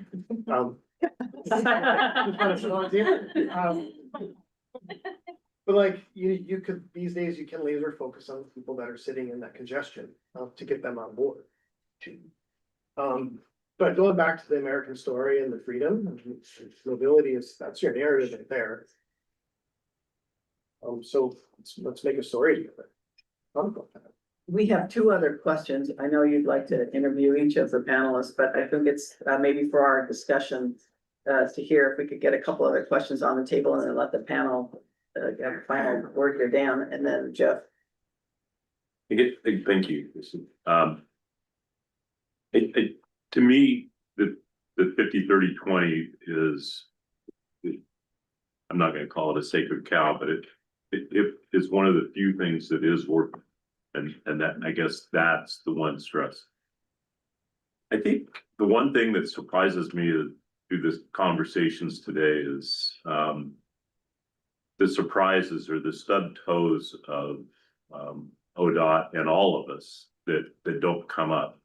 The ADA ramp replacements throughout the state. I mean, that was multiple hundreds of millions of dollars that was put and had to be bonded to move forward. Maybe it's a missed opportunity, because I can guarantee you every Oregonian's seen one of those being worked on, and instead of causing consternation, maybe it was an opportunity to have a real conversation why. But the reason I bring that up is, I become fearful of the Emergency Management Association suing the state for bridge access. I mean, are we actually putting ourselves in a position of not having a discussion of how to fund ODOT, but how to keep them out of litigation? And I think it's going to be headed toward us like a freight train very, very soon, just because of the ADA ramps and what that's caused, and the issues that causes, not just in the bonding. We're replacing some ADA ramps that were 3 years old, so it's a tough one. But I guess what I'm trying to get at is, I like the co-chair's point, is how do we have these discussions before we're into a wreck? Literally, I mean, we've just dented our car pretty hard with the ADA and with no choices on how to fix it, but just to do it and bond it. How do we keep ourselves out of those situations moving forward? That's all. Jeff? we talk a lot about education and educating the public, the agents, the state agencies. How's that look to you guys? I mean, who delivers that? What's that look like? I'll say something, just from our town in Canby, 99E runs right through the middle of it. And there was this huge project where they repaved the whole thing, and they did redid all the pipes underneath, and it's the main arterial that goes in and out of our little town. And it was a mess. It was a mess for a long time. And everybody blamed the city. It was ODOT, right? But it's not the problem, but that's who's doing all the work. But they should get all the benefits of it too, because it's beautiful now. It's great. Trucks are rolling up and down. It's great. It's so much better than it ever was. But there was no nobody publicized it. We didn't know. There wasn't a billboard that said, this work brought to you by ODOT. This work brought to you by your tax dollars. Sounds like that was a good idea. Yeah, but but people they don't understand. I don't think the public understands that stuff, and as much education, whether it is a billboard, I don't know what else it looks like to me, but that's what. A lot of people don't understand. They don't know what 50, 30, 20 is, right? No, So, but your we have to humanize it. Oregon's not so big that we can't change this narrative. Yeah. We all poke fun at ODOT because it's easy. Because who wants to go to the DMV? What's the first thing you think of? Oh, you're going to the DMV. Oh my gosh. The DMV has been modernizing. They've been, but that is out there. It's look, there's 3 people standing on looking at the same shovel in the same hole. That's yesterday. We all have a responsibility to be in that space, and I think we have to humanize it, and it starts with us. And I think it's all of the things. It's the bring your kid to work. It's where they open and allow the vehicles to be able to be climbed on by kids. It's you're humanizing a department that's your tax dollar. That actually is probably the most important thing to education, because you can't get kids to school without the roads.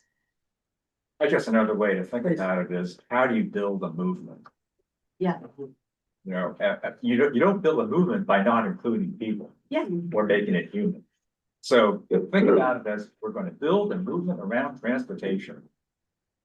And, who's going to tell that story? We are. Well, we are, but also the people who are affected. Yeah. And impacted. Yes. They should tell the story, because then they will be able to convince their colleagues and their brothers and sisters and aunts and uncles and so forth. I have a co-chair that's. Yeah, so I want to compliment Marcus. I tell you what, I'm not sure, I've heard a lot of things this morning, but a good transportation system equaling freedom is one of the most important things I've heard in all the meetings we've had. And I'm saying that, I'd probably add freedom and safety. I'd probably add the safety factor to it, but as a sales and marketing guy, I can think of 1,000 ways to say that to Oregonians. And I can build a storyboard in my head about how to say that and sell it, right? I mean, I've spent my life in selling, so I think about that stuff and go, wow, great comment. I mean, that might be the narrative, right? So I think it's down the road, but it might be the narrative. Dan, when you talked about the ADA ramps, was it the forced nature of the ADA ramp that was the problem? Is the problem. Is the problem? I think that a lot of it. And I mean, Travis can probably give you a better answer than I can. Yeah. But I think when you drive through any rural town right now, there's congestion, and a lot of it's for ADA ramp that were built 3 years ago that we're replacing today.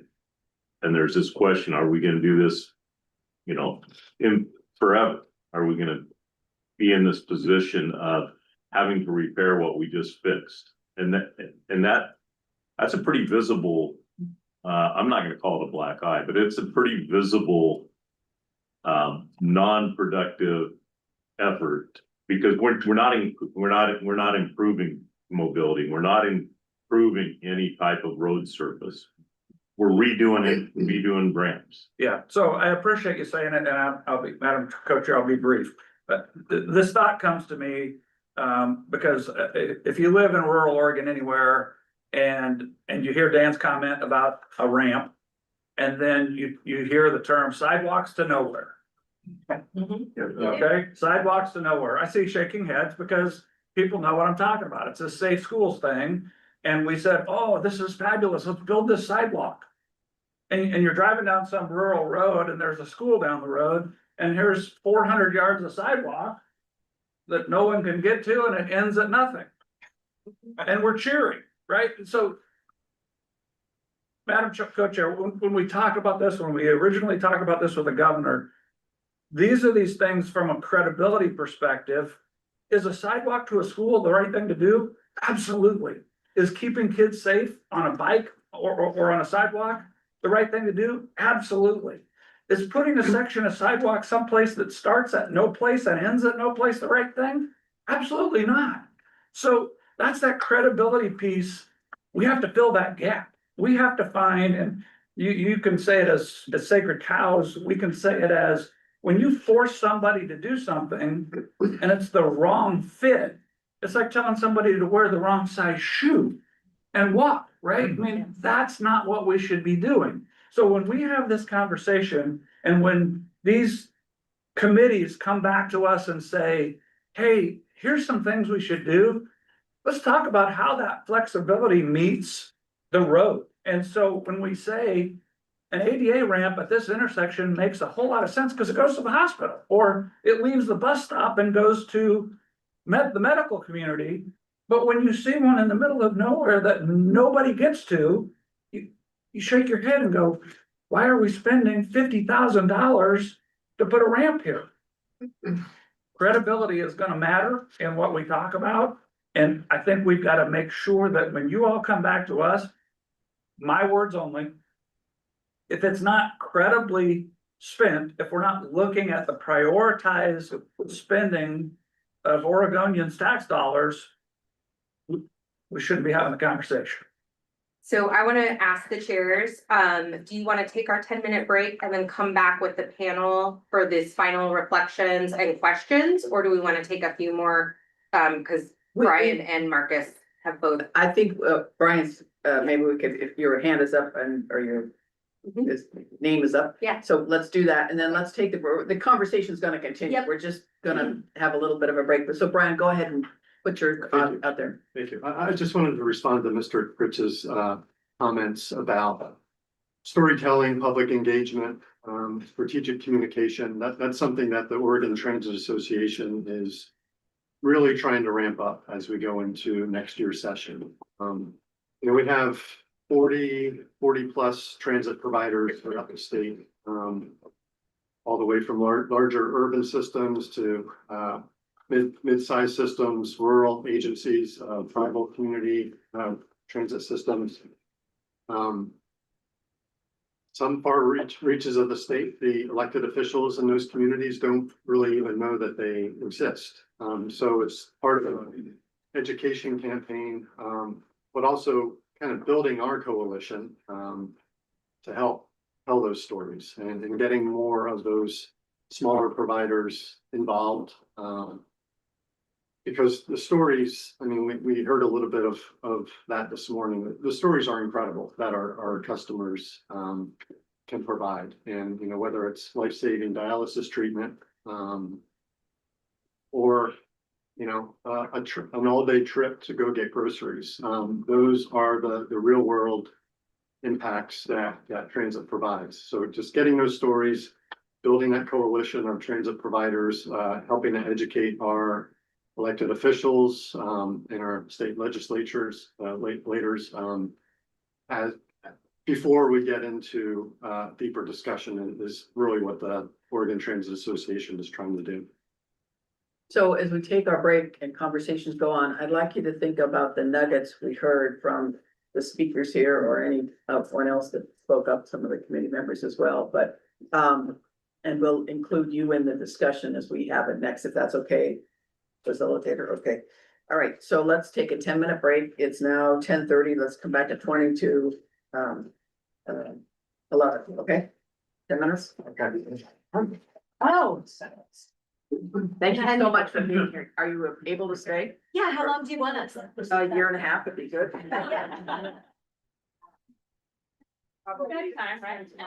Another 20 minutes or so. If you have.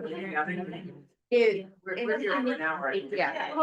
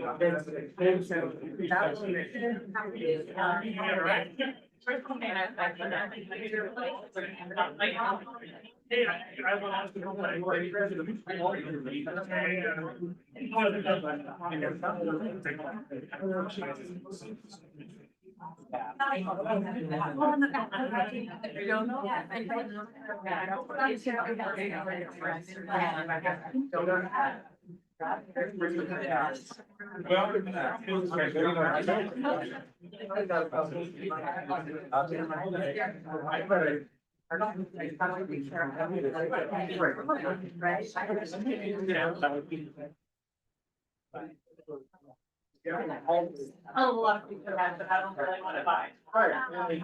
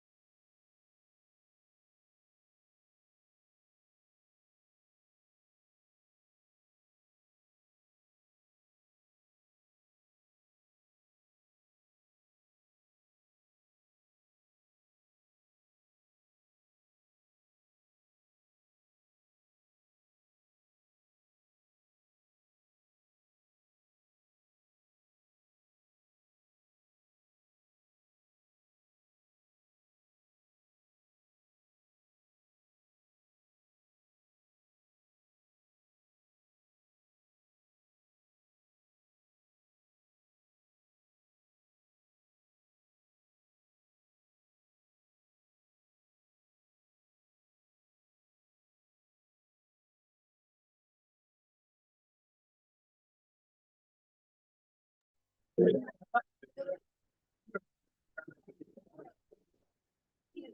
right, let's go.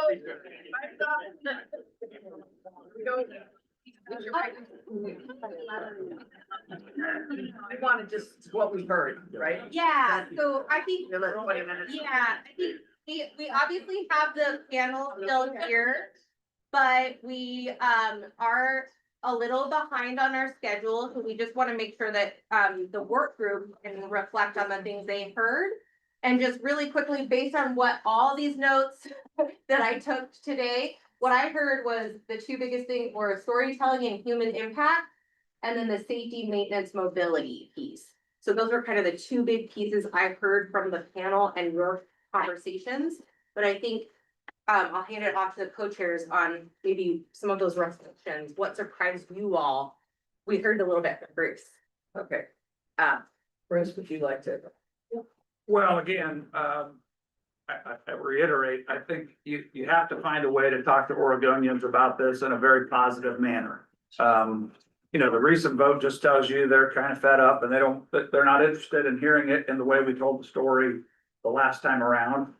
I think some of that is the anchor dragging behind the legislative session, and believe me, I've sat there, I know how that goes, but it's the anchor dragging behind that legislative session, and I'll say this with some negativity. I mean, it just, Oregonians step back and they watch all of that process, and eventually, you know, they go, that's just a bunch of knuckleheads that can't agree on anything, and Oregonians, from my perspective, my words only, not my co-chair, but they just get fed up with it and finally just say no to everything.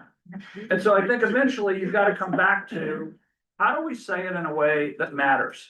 How do you say it in a way that says, hey, a great transportation system equals freedom to Oregonians to live in rural Oregon, to live in a condo in downtown Portland. It equals, I can jump in my 1-ton pickup truck and go to the mountains, and you can jump on your bike path and go to the river. How do you say all those things? And Dr. Wu kind of mentioned all the mobilities.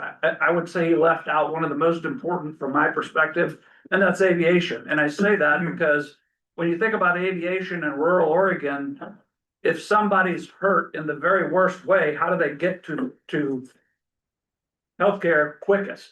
It's aviation. And so if you think about that, it's a combination of that public safety transportation, whether it's from the site of the accident or the site of the incident, some health incident, to aviation to get to the best healthcare. But we have to tell that story in a way so that Oregonians go, oh, hey, when I'm at my ranch out in Silver Lake, Oregon, and it's 20 miles to the Silver Lake store, how do I get there? I mean, when I'm injured, what transportation system moves me from where I am to there? When you get Oregonians believing that we're doing this so we have a system that's reliable, and Jim, you said it one time today, and I got to thinking to myself, you said something, or maybe it was Brian, something along the lines of, you're hoping Highway 26 isn't down. Really? Can you tell me how many days Highway 26 is down? I'm not aware of it. I mean, I don't know that. I mean, I send trucks every day over Highway 140. I can tell you how many days that the plow didn't run enough. But I can't tell you, is Highway 26 down? I don't know. But those are the things we have to be able to say to Oregonians to get them to buy in. I mean, and that's what I've heard. What I hear is, yeah, people are ill, people need health care, people need public safety. And the thing to the transportation folks, remember, I'm also in the hospitality industry. When you say people are going to the coast, I think to myself, how many of them are pulling a camp trip? How many of them are in a motorhome? How many of them have a camper on the back of the pickup? And when I say that, I say it because if I'm the guy in my car and I'm waiting to go up the hill and they're going 35 and I want to go 55. Don't even get me started. So again, those are those things that if you're saying, hey, we're going to improve mountain passes, we're going to put passing lanes in, and you tell people we're going to do it, you build credibility. If you pass a funding package, and we all know this, and I don't need to, but you pass a funding package and you say, here's the things we're going to fund, and at the end of the period, you didn't complete those things, you got a credibility problem. So again, I appreciate every one of you taking the time out of your day to come and talk to us because it's what we have to do.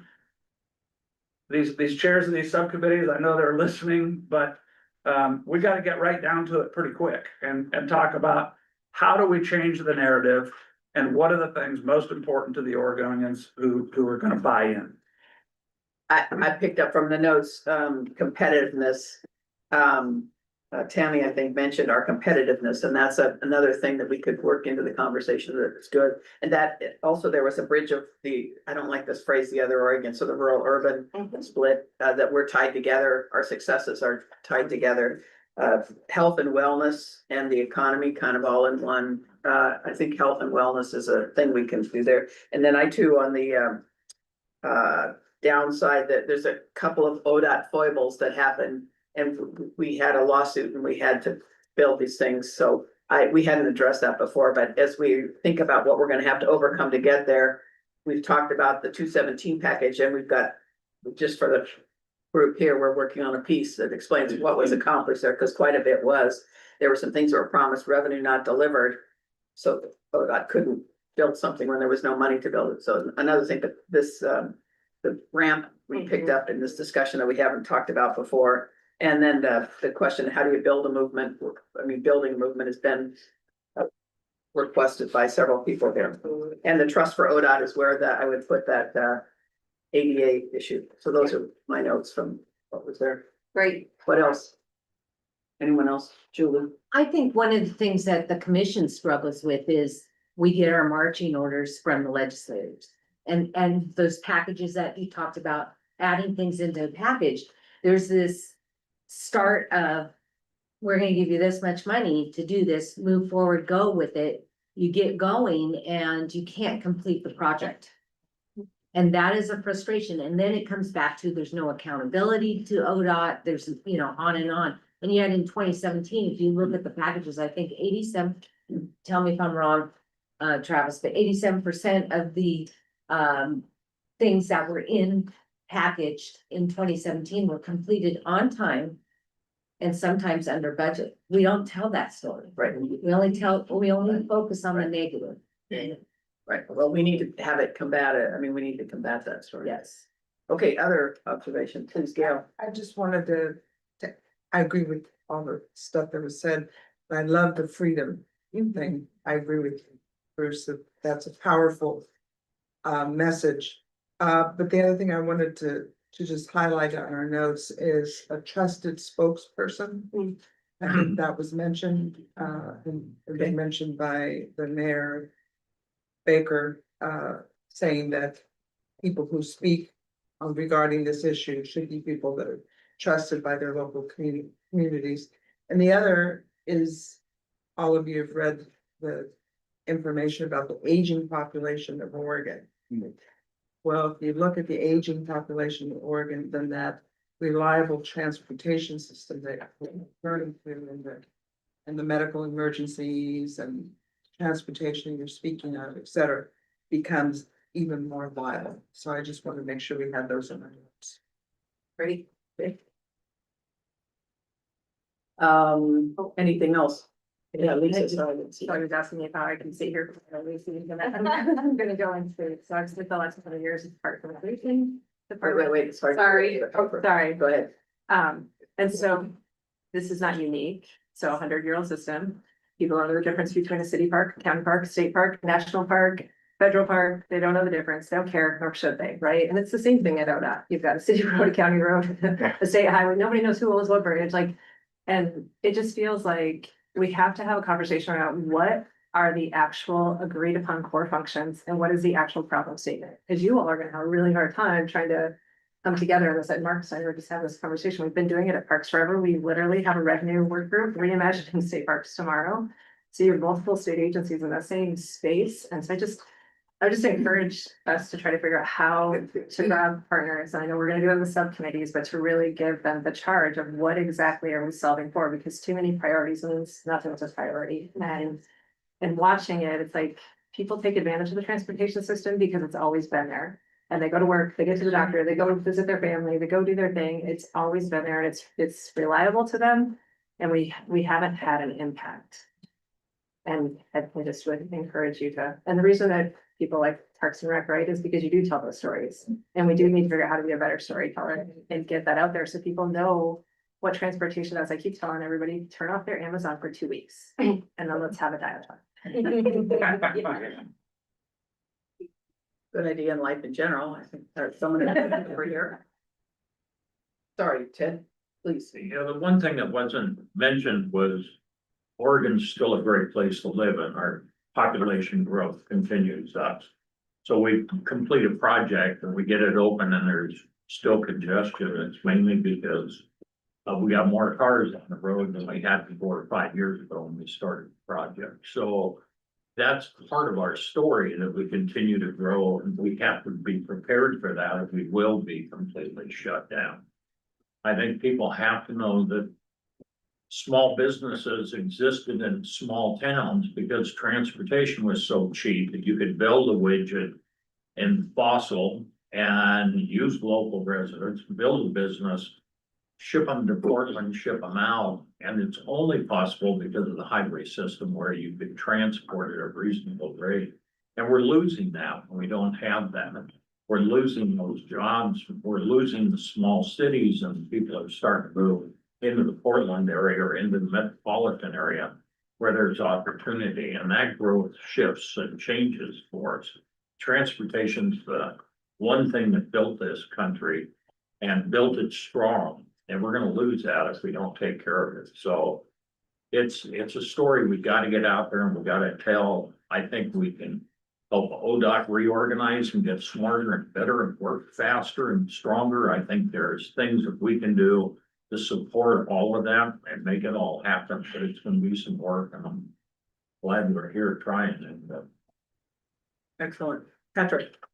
Back to Julie's comment, how does ODOT collaborate or dialogue with the legislature so that you don't get out in front of something where you don't have the resources to complete it?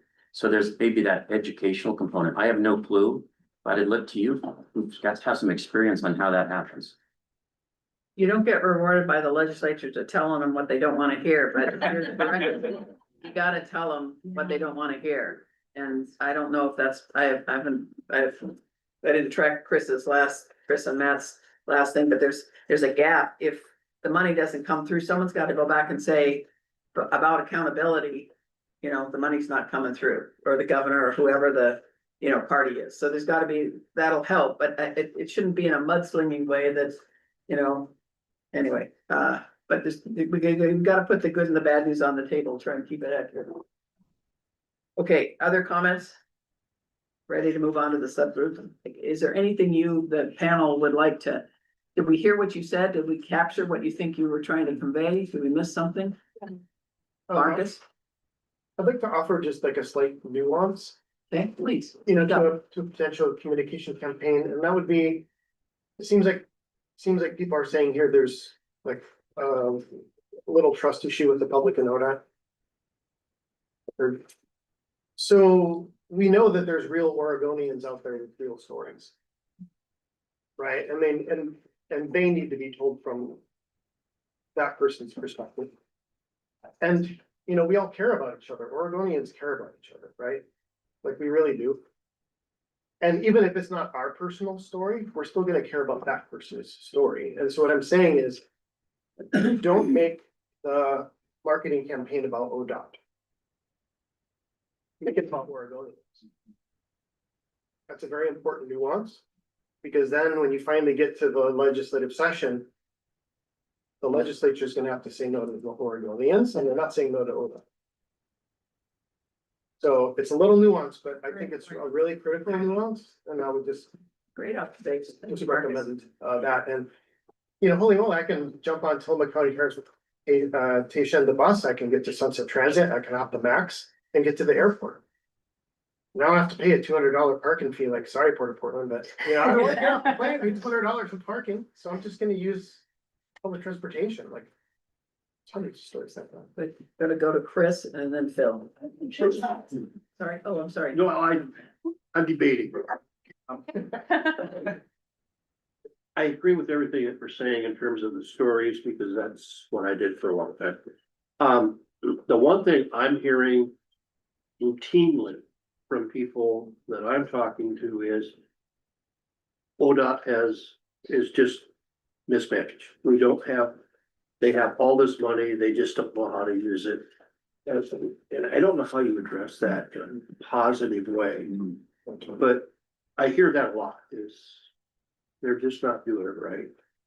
And I don't know how you change that story around, but I think that would be part of what we've been It is. talking about this morning. It is, we're gonna have to figure that one out too. Chris, and then Bill. I think it can wait. I think we should move on.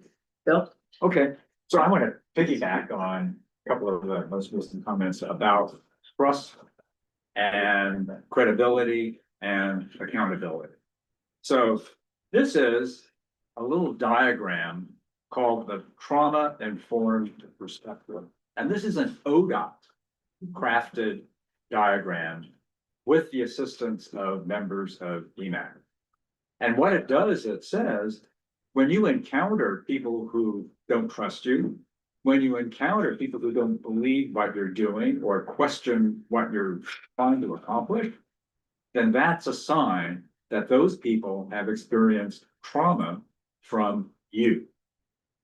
And you don't want to repeat that because it simply reinforces that sense of lack of accountability. So there is a process that you can go through to try to rebuild that sense of trust and engage people better. So if you want to look at that, just go to ODOT and ask to see the trauma-informed perspective that was embedded in the report from EMAC.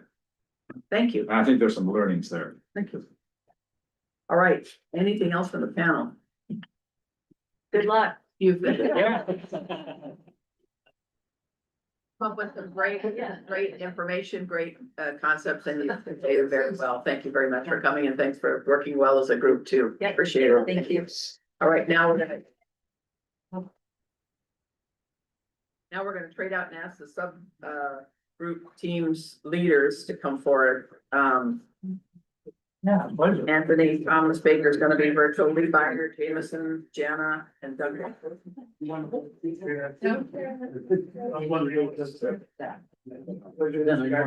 you very much. Your work.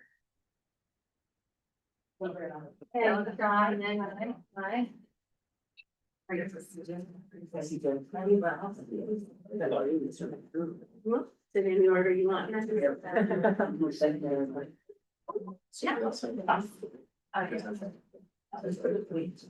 have name tags you want to forward if you. Thank you. Do we remember who we are? That's correct. And your neighbors. I feel like we should put the date on these because so many of you have been involved in this for so many years. You could just be like, is this 2012? Is this 2006? I know, fair enough. So, why don't we go down the line and we'll introduce the candidates and who they were working with. Lee, would you like to just do a self-introduction? Lee Byer. I'm the vice chair of the PC. Formerly a state legislator. A little bit of experience with the last 5 or 6 transportation packages. Was probably one of the principal authors of HB 2017, which was a bipartisan package. And I'm retired. And you live in Springfield still? I'm trying. Okay. All right, Anthony? Hello, good morning. My name is Anthony Castaneda, and I work for SEIU 503. We represent roughly 80,000 public service, public sector and home care workers across the state, and about 1,700 workers at ODOT. And so really excited to be part of this subcommittee and work as hard as I can to give you the best advice that I can give you. Excellent. Good morning, Jameson Naughton, I'm the CEO for the Lane Transit District. My family and I moved here to Oregon about 3.5 years ago. It's one of the prettiest places we've ever lived. We keep getting called back to Kansas City to go visit our kids. They tell us to move back. We say no. So I am extremely honored to be able to help in this effort. I think it's an important conversation to have and a task that needs to get done. So thank you. Welcome. Thank you. I'm Janet Jarvis. I'm President and CEO of the Oregon Trucking Association. You've talked a lot about freight this morning. I am deeply immersed in that particular conversation. And we are an industry that's pretty vital to Oregon's economy. We haul 90% of all the manufactured goods in this state, just to give you some perspective. And nationally, we haul about 3/4 of the nation's freight. So it is not just OTA, but trucking in general. So we're here to hopefully offer some positive feedback and appreciate being part of this conversation. Excellent. Good morning, Duncan Wise, Oregon Business Council. I grew up in Oregon and enjoyed the freedom of driving around in the highway system as a teenager. My first job 50 years ago was working in this building for ODOT in the economics group. So when Kelly asked me, I just could not resist coming back to this topic yet another time. I have a lot of opinions and I'm very eager to work with you and looking forward to this conversation. Good. And on screen, Thomas. Hey there, I'm Thomas Baker. I'm chair of the Community Livability and Safety Subgroup. One of the things that brought me to Portland was all three of those things, the multimodal transportation. So I'm happy that one of my favorite clients represents the Street Trust because they're focused on getting folks around safely no matter what type of transportation they choose, and focused on expanding multimodal transportation, safe routes to school. And I also represent the Oregon Micromobility Network, which is any kind of electric assisted device that gets you around. And I work closely with the Move Oregon Forward Coalition, which is a coalition of about 50 advocacy groups focusing on the future of transportation and wanting to make sure that they can keep transit and all the other great options we have of transportation on the table. Okay. So I think one of the things, and it's as much for the committee as it is for the subgroup leads, we wanted to do is just take 15 minutes to explain how we think things are going to go. This is what we're planning on doing. Is we've set up these 6 subgroups with 6 specific topic areas. And the goal is to have you articulate the needs and prioritize the needs that are there. One of the groups is to look at funding options that are available. And as we go through this process, all of us in this room, plus everyone that's helping, you will get, you have a group of committees that Kelly and Susan and others have put together on your group to try and reach consensus in your group. And in some cases, you're gonna have to compare notes with, other groups of major projects and freight. Have a conversation that need to have. But the goal is for you to lead this group in articulation of what the needs are. And in Duncan's case, the funding options that are there. We have to, that information will be brought to us both in terms of needs and in terms of other observations you have or some qualifications or something. And we need to do the integration with where we need to go with that. And as liaisons, work group assignments we have for the maintenance and preservation group that Anthony is leading, we have Jim Trent from our committee here as the work group liaison, and then the ODOT liaison is Tova Pels. Tova, you want to raise your hand so everyone knows you. And then for the community livability and safety, Thomas Baker is heading that up. Chris Hagan. Hagerbauer. Hagerbauer. And Amanda is, Pete's is here, as the ODOT liaison.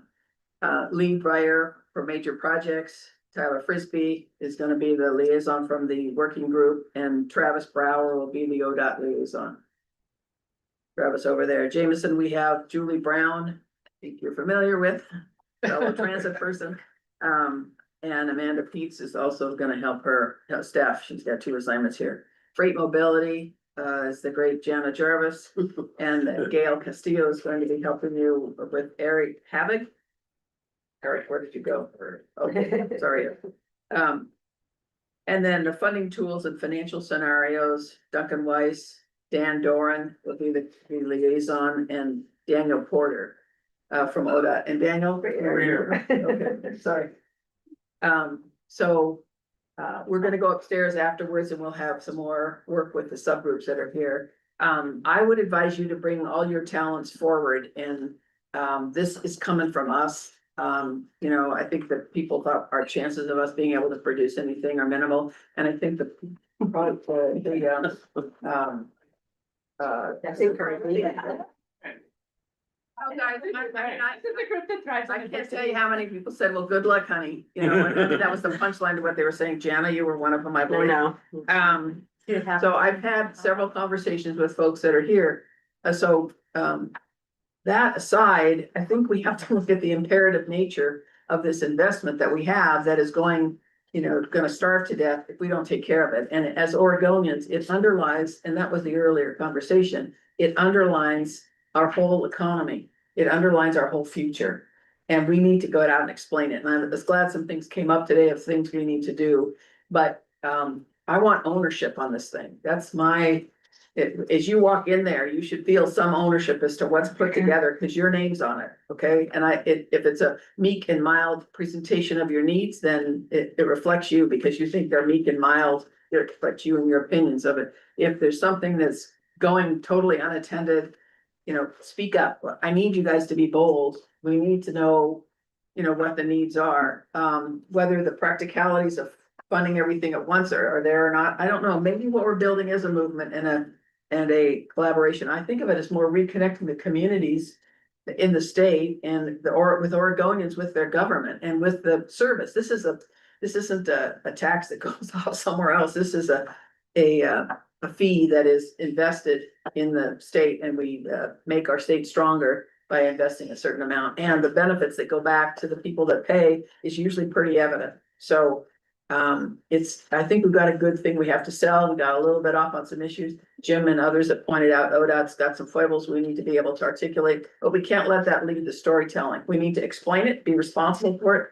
I talked to the co-chair here about maybe even coming up with some regulations and things we need to go in and equally say, hey, I think we could do, but here's some things, if you wanna make it easier for the users out there, here's some things we could do so that we're reducing some of your fees over here and investing things over there. So there may be some reductions in regulations. So this assignment, you get to invest yourself in this assignment. This is not pablum. Okay, if it is pablum, it's a reflection of you, let me put it that way. So we expect some homework out of it. And more of that will be said in the other, we'll talk about that later on when it comes to the assignments. So is there, your work is gonna come back to us in August and in September. In August, we hope to have the needs. Is that correct, Kelly? The needs will be articulated in August, and then there'll be further matching of resources and refining of things in September. But, you know, August is just around the corner. Hope you're not planning any vacations. Okay, I'm gonna go ahead. All right. So, this is serious stuff we're counting on you for. That's what I'm saying. Okay, Mr. Chair. Well, yeah.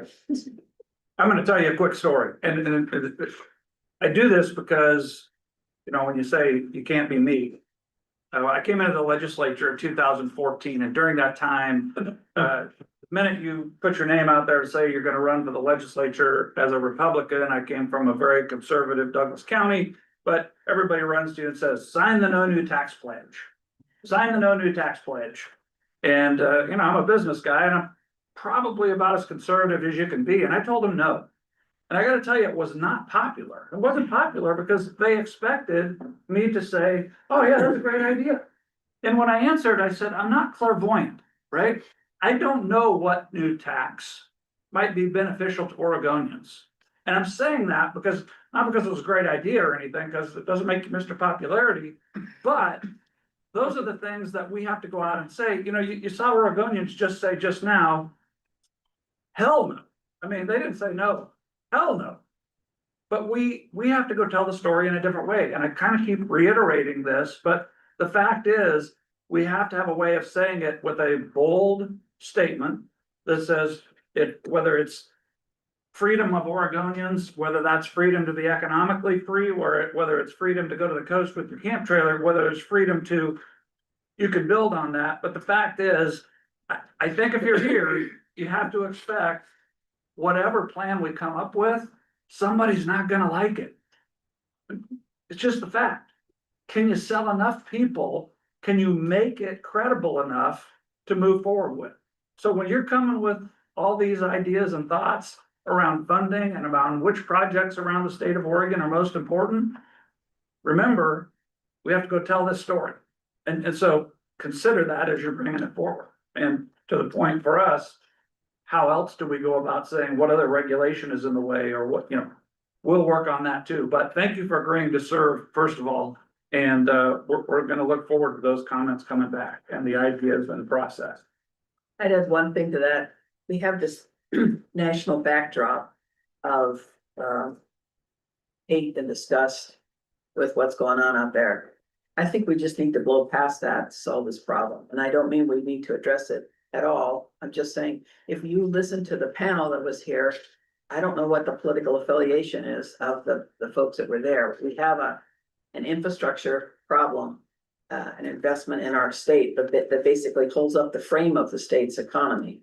And it's going down, and we just have to connect to each other in the rural parts of the state, in the urban, southern, coastal, whatever, and speak up for all of the needs. And I've asked, I think I've told you this last time, but as I met with the constituents, I expect Jana to be able to articulate, what the needs are for transit, for AAA, or from the auto point of view and that sort of thing. And when I got to the AAA person, talking to Maria, when I was doing some interviews with her, she could, she knew all the aspects of the trucking needs. She knew everything that was going on there. Jana, the same way. I use those as just two that sometimes were pitted against each other in the past.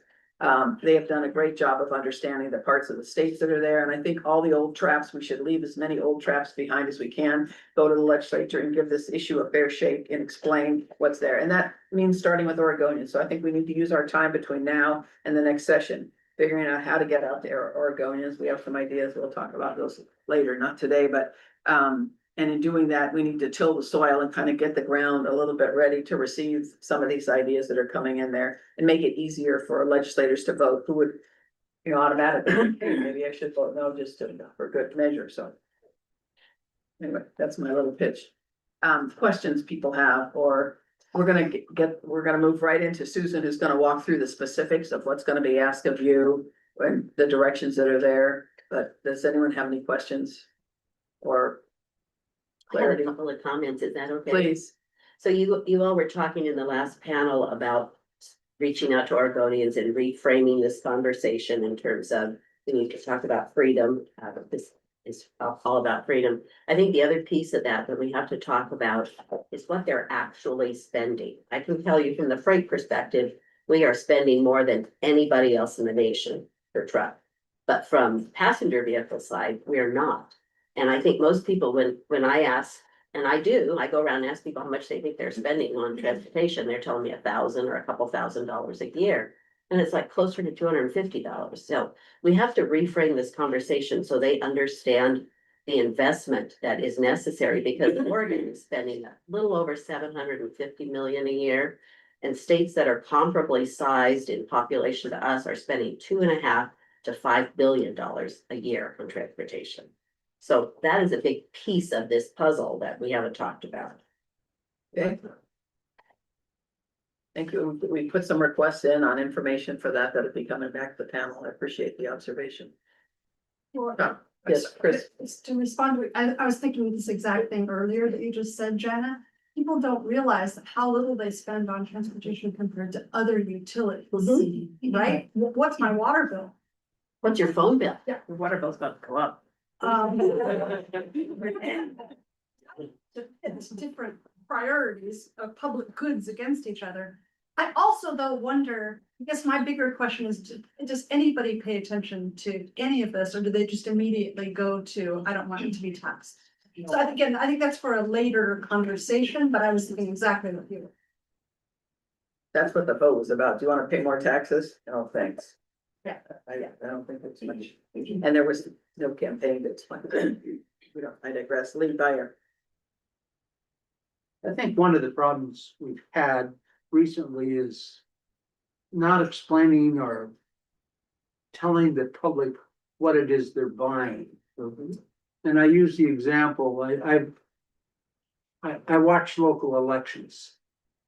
And I watch bond issues in that, and even in this last election cycle, that was pretty negative in general, the primary, more than half of the funding measures in local governments passed. And I look at that on transportation, and while we've had troubles, Portland reinvested 10 cents a gallon. That passed to do that. In my community, they passed a local levy that was tied to fixing up 6 roads specifically. And there was lots of those around. A lot of the communities have passed utility taxes. They go to local road systems, and those things seem to get supported when you can articulate what it is you're buying. And in past experience, I think as Bruce was involved in a lot of the OTIA packages and that, when the legislature articulated what was being bought, there wasn't much blowback. We had very little blowback on House Bill 2017. We had I didn't get one comment regarding the payroll tax for transit, not one. And I asked most legislators, and there was virtually no comment on it at all. Partially that's because you can't hardly see 0.1% on your payroll check. But this time that completely blew up because it was made an issue. It was made a partisan issue. And that's one of the pitfalls. There's a lesson there. I'm not sure how to convey that, but I think it's more what Bruce was saying about you have to tell people what it is you're buying. Okay, I'm not being a very good chair if I don't move us on now. I see your hand is up, Thomas, so I want to give you the last comment, and then we'll move into the subgroup work and bring Susan up, if you wouldn't mind, Susan. No, thank you. So I'll make it quick, just a 2-sentence finer point on that messaging. And the messaging about what people are buying can't be about how state agencies are hurting. It has to be about what the people are getting, how the people are impacted. I feel like that's what we missed a lot over the last session. When we talked about ODOT jobs getting cut, I don't think it translated into what that meant for people. Thank you. Good comment, Thomas. Okay, Susan, please help us. The goal of this few minutes is for us to understand what the subcommittee charges are and make sure that we're clear on them, and we've got an agreement on what the constitution of your groups are. So that's what I want to end with here is consensus that we're okay, or edits you need to make. Yeah. Susan? All right, so Susan Heisman, agency project manager for this work. I'm going to take the opportunity to say thank you very much to everyone around this table for your time and talent. I'm charged as essentially the taskmaster to get us through to a report at the end, and I need everyone's support and engagement, and I'm very appreciative of that from you guys. So what I wanted to do today, since being the taskmaster person, I'm also the homework person. So so everyone had gotten an opportunity to work through the subgroup charge and the problem statements, and Kelly is handing out the version with the notes. So the version that you had in your packet when you sat down didn't have the notes in them. However, what I emailed out late last week had those notes. So last time we were sitting around this table on May 1st, we went through the charter. The intent of the subgroup charge and the problem statement is to nest underneath the charter. And if you guys, so everyone, oh wait, Yeah, just a second. I messed up on passing things out. We should fire me. Your problems are coming around with that yellow highlighted section. We're fired. Yeah. Nobody's fired. You're all still drafted. We can't lose anyone. Exactly. So I'll just briefly walk through kind of the overview of the charge, and then I'm going to get into specific comments because I included staff recommendations. I'm now at a point where I need readers, so apologies if I hold this a little bit further away and the small print on it. So the subgroup charge. So as we know, we are the main work group, and we have these 6 subgroups. Our chairs are here. And the charge is to give them those marching orders. along with figuring out kind of the up and down coordination between this work group and the subgroup. So the subgroup charge, and this is intended to be the direction from you guys to the subgroup. The purpose is to bring their, the purpose and role is to bring their topic area expertise, analysis, and constituent perspective to the table. The vision work group is responsible for integrating and reconciling the subgroup inputs. And the deliverable will be an input memo that describes the problem, the current condition, a 10-year outlook, key trade-offs, and recommended action or decision points. So you will get this information from these 6 people. The subgroup framework is a 4-step framework. As I mentioned, it's to find the problem, it's to understand those current conditions, evaluate 3 different funding scenarios, and apply a decision lens to develop those recommendations. So the recommendations they'll be bringing to you will not just be a recommendation, it will be the reasoning why through those lenses that are both with the direction from the governor along with the Oregon transportation plan that we discussed last week. So I just wanted to kind of go through that. In terms of the charge, we're going now to comments, okay? So comments, Tyler, you raised a very important concern that it is an exceptional amount of work. Very specific. So I just wanted to acknowledge that it's a lot of work. All right, we all know this, okay? So I have a staff response, just letting you guys know about kind of the staff work, and that's something that we are going, the ODOT staff work, going into the subgroup work. And that's something, for example, this afternoon, we're having an orientation with the subgroup chairs. We're going to be, you know, talking through the teams, the consultant support that we have available, and the information that we're going to be providing to the subgroups in order to kind of work through this process. So I just wanted to say, yes, it's a lot of work. We know it's a lot of work. Anything additional, Tyler? All right, It's a lot of work. Yeah, go on. All right. Yes. So, Kayla, if you can scroll down third page under apply a decision lens to develop recommendations. Chris, you brought up an issue that the environmental issues are not clearly delineated in the problem statements and suggests each subgroup be charged with ensuring recommendations do not undermine Oregon's climate, air quality, and water quality goals. And did you want to speak to that? Okay. So as I mentioned, from a staff response, and check to see this, if this is appropriate from the group's perspective, if you support. The intent of the decision-making lens is to include the Oregon transportation plan lens, climate equity and safety, along with the governor's direction. And so that lens is that cross-cutting look on those recommendations. And so, however, we did talk through adding a bullet that will help ensure air quality and water quality and broader environmental protection are also considered explicitly as part of the subgroup decision-making of that lens. And that edit is included here.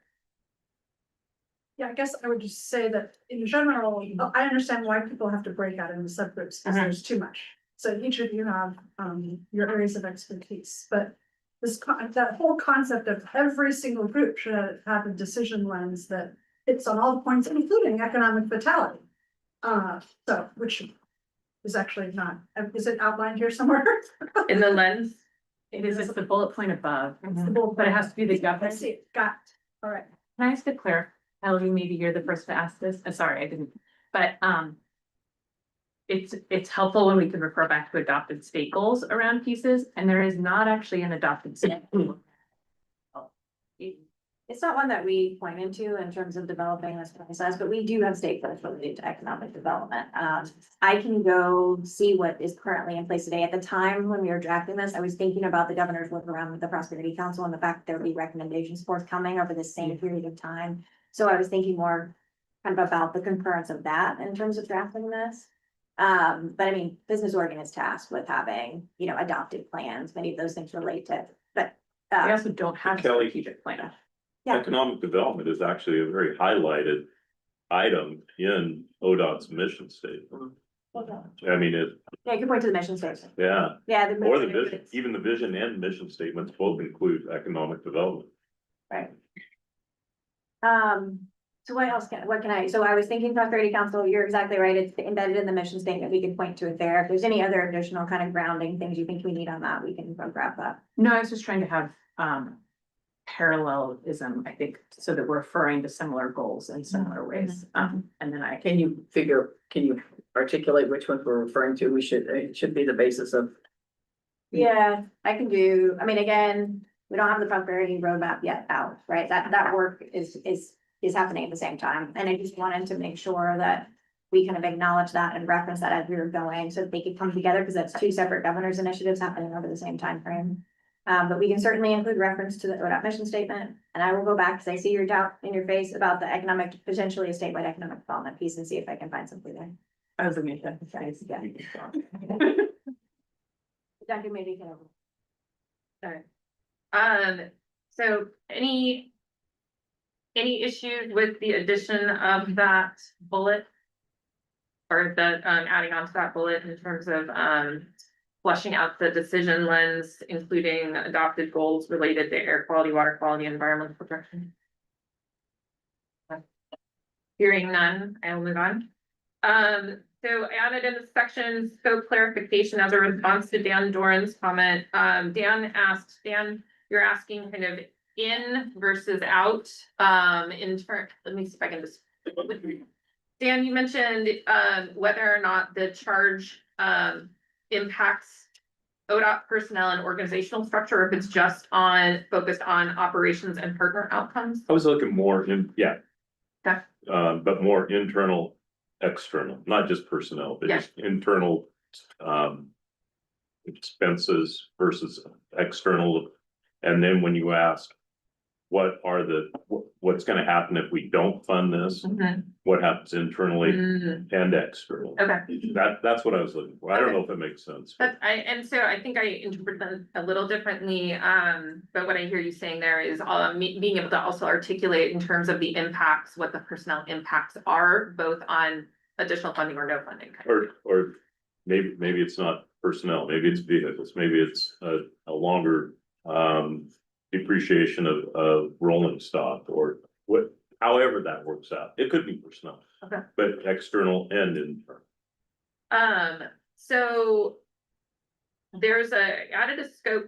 Can you take a look at the scope I clarification? did, I like it. I like the however more than I like the first part, but. Yes, and the however Dan is referring to is implementation considerations, delivery capacity and implementation considerations. So, all actions have reactions, and being able to articulate what those reactions are is an important part of this process. Perfect. Thank you, Susan. Okay, hearing no other comments on the scope clarification, moving on. An important note on timing. So Grace mentioned that we will have the sub chairs back at key touch points in August and September. So we will make space on the agenda for some healthy discussions for kind of where the subgroup work is going. Additionally, plan to have subgroup liaisons that are sitting around this table that Gail mentioned earlier, having report out time on the agenda as well. Where this work group will be working to pull all the pieces together in that September, October, November timeframe. This wasn't a note from anyone around the work group, but it was pointed out to me internally. We did not clarify very well the expectation of the work group liaison. And so in the section, Michaela, keep scrolling down under vision work group coordination. There is a section in added language there that clarifies work group liaison expectations.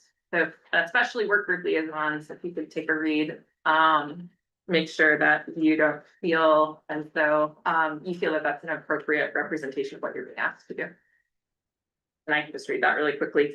Encourage to participate in the subgroup meetings as they are able, help connect the discussion back to the broader vision work group needs to answer, and share relevant context for the work group table when useful.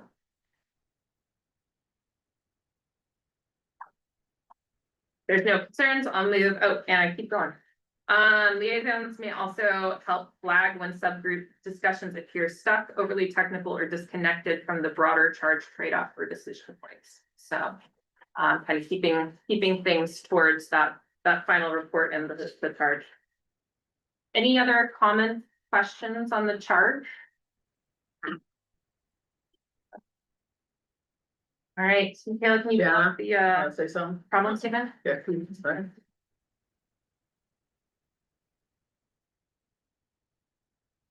Okay, on problem statement, wanted to articulate the purpose of the problem statements being a starting place for the work groups, because that's kind of the key place to find the problem. Tyler, you noted that some of the problem statements read too heavily focused on ODOT roads and should more clearly reflect the full transportation system, including local roads, bridges, transit, biking, and walking facilities, and broader transportation outcomes. From staff recommendation is to include that highlighted language below. Thank you. Yeah, so that's a lot better. Thank you. Any other concerns about adding the highlighted language underneath the purpose?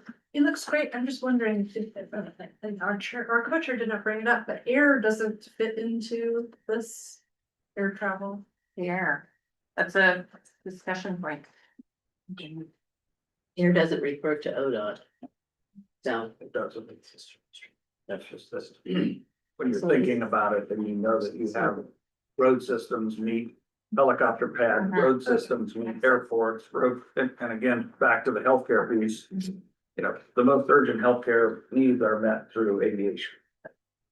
I can just add the place, as you get into the details, it does pop up as a part of Connect Oregon, and the discussion around Connect Oregon is embedded within the freight Hertz charge. Freight does provide funding to aviation, so it does live there, at least in that way. Thank you. Okay, continuing on under funding pools and financial scenarios, Tyler, you recommended adding in the impact of revenue choices on transportation goals.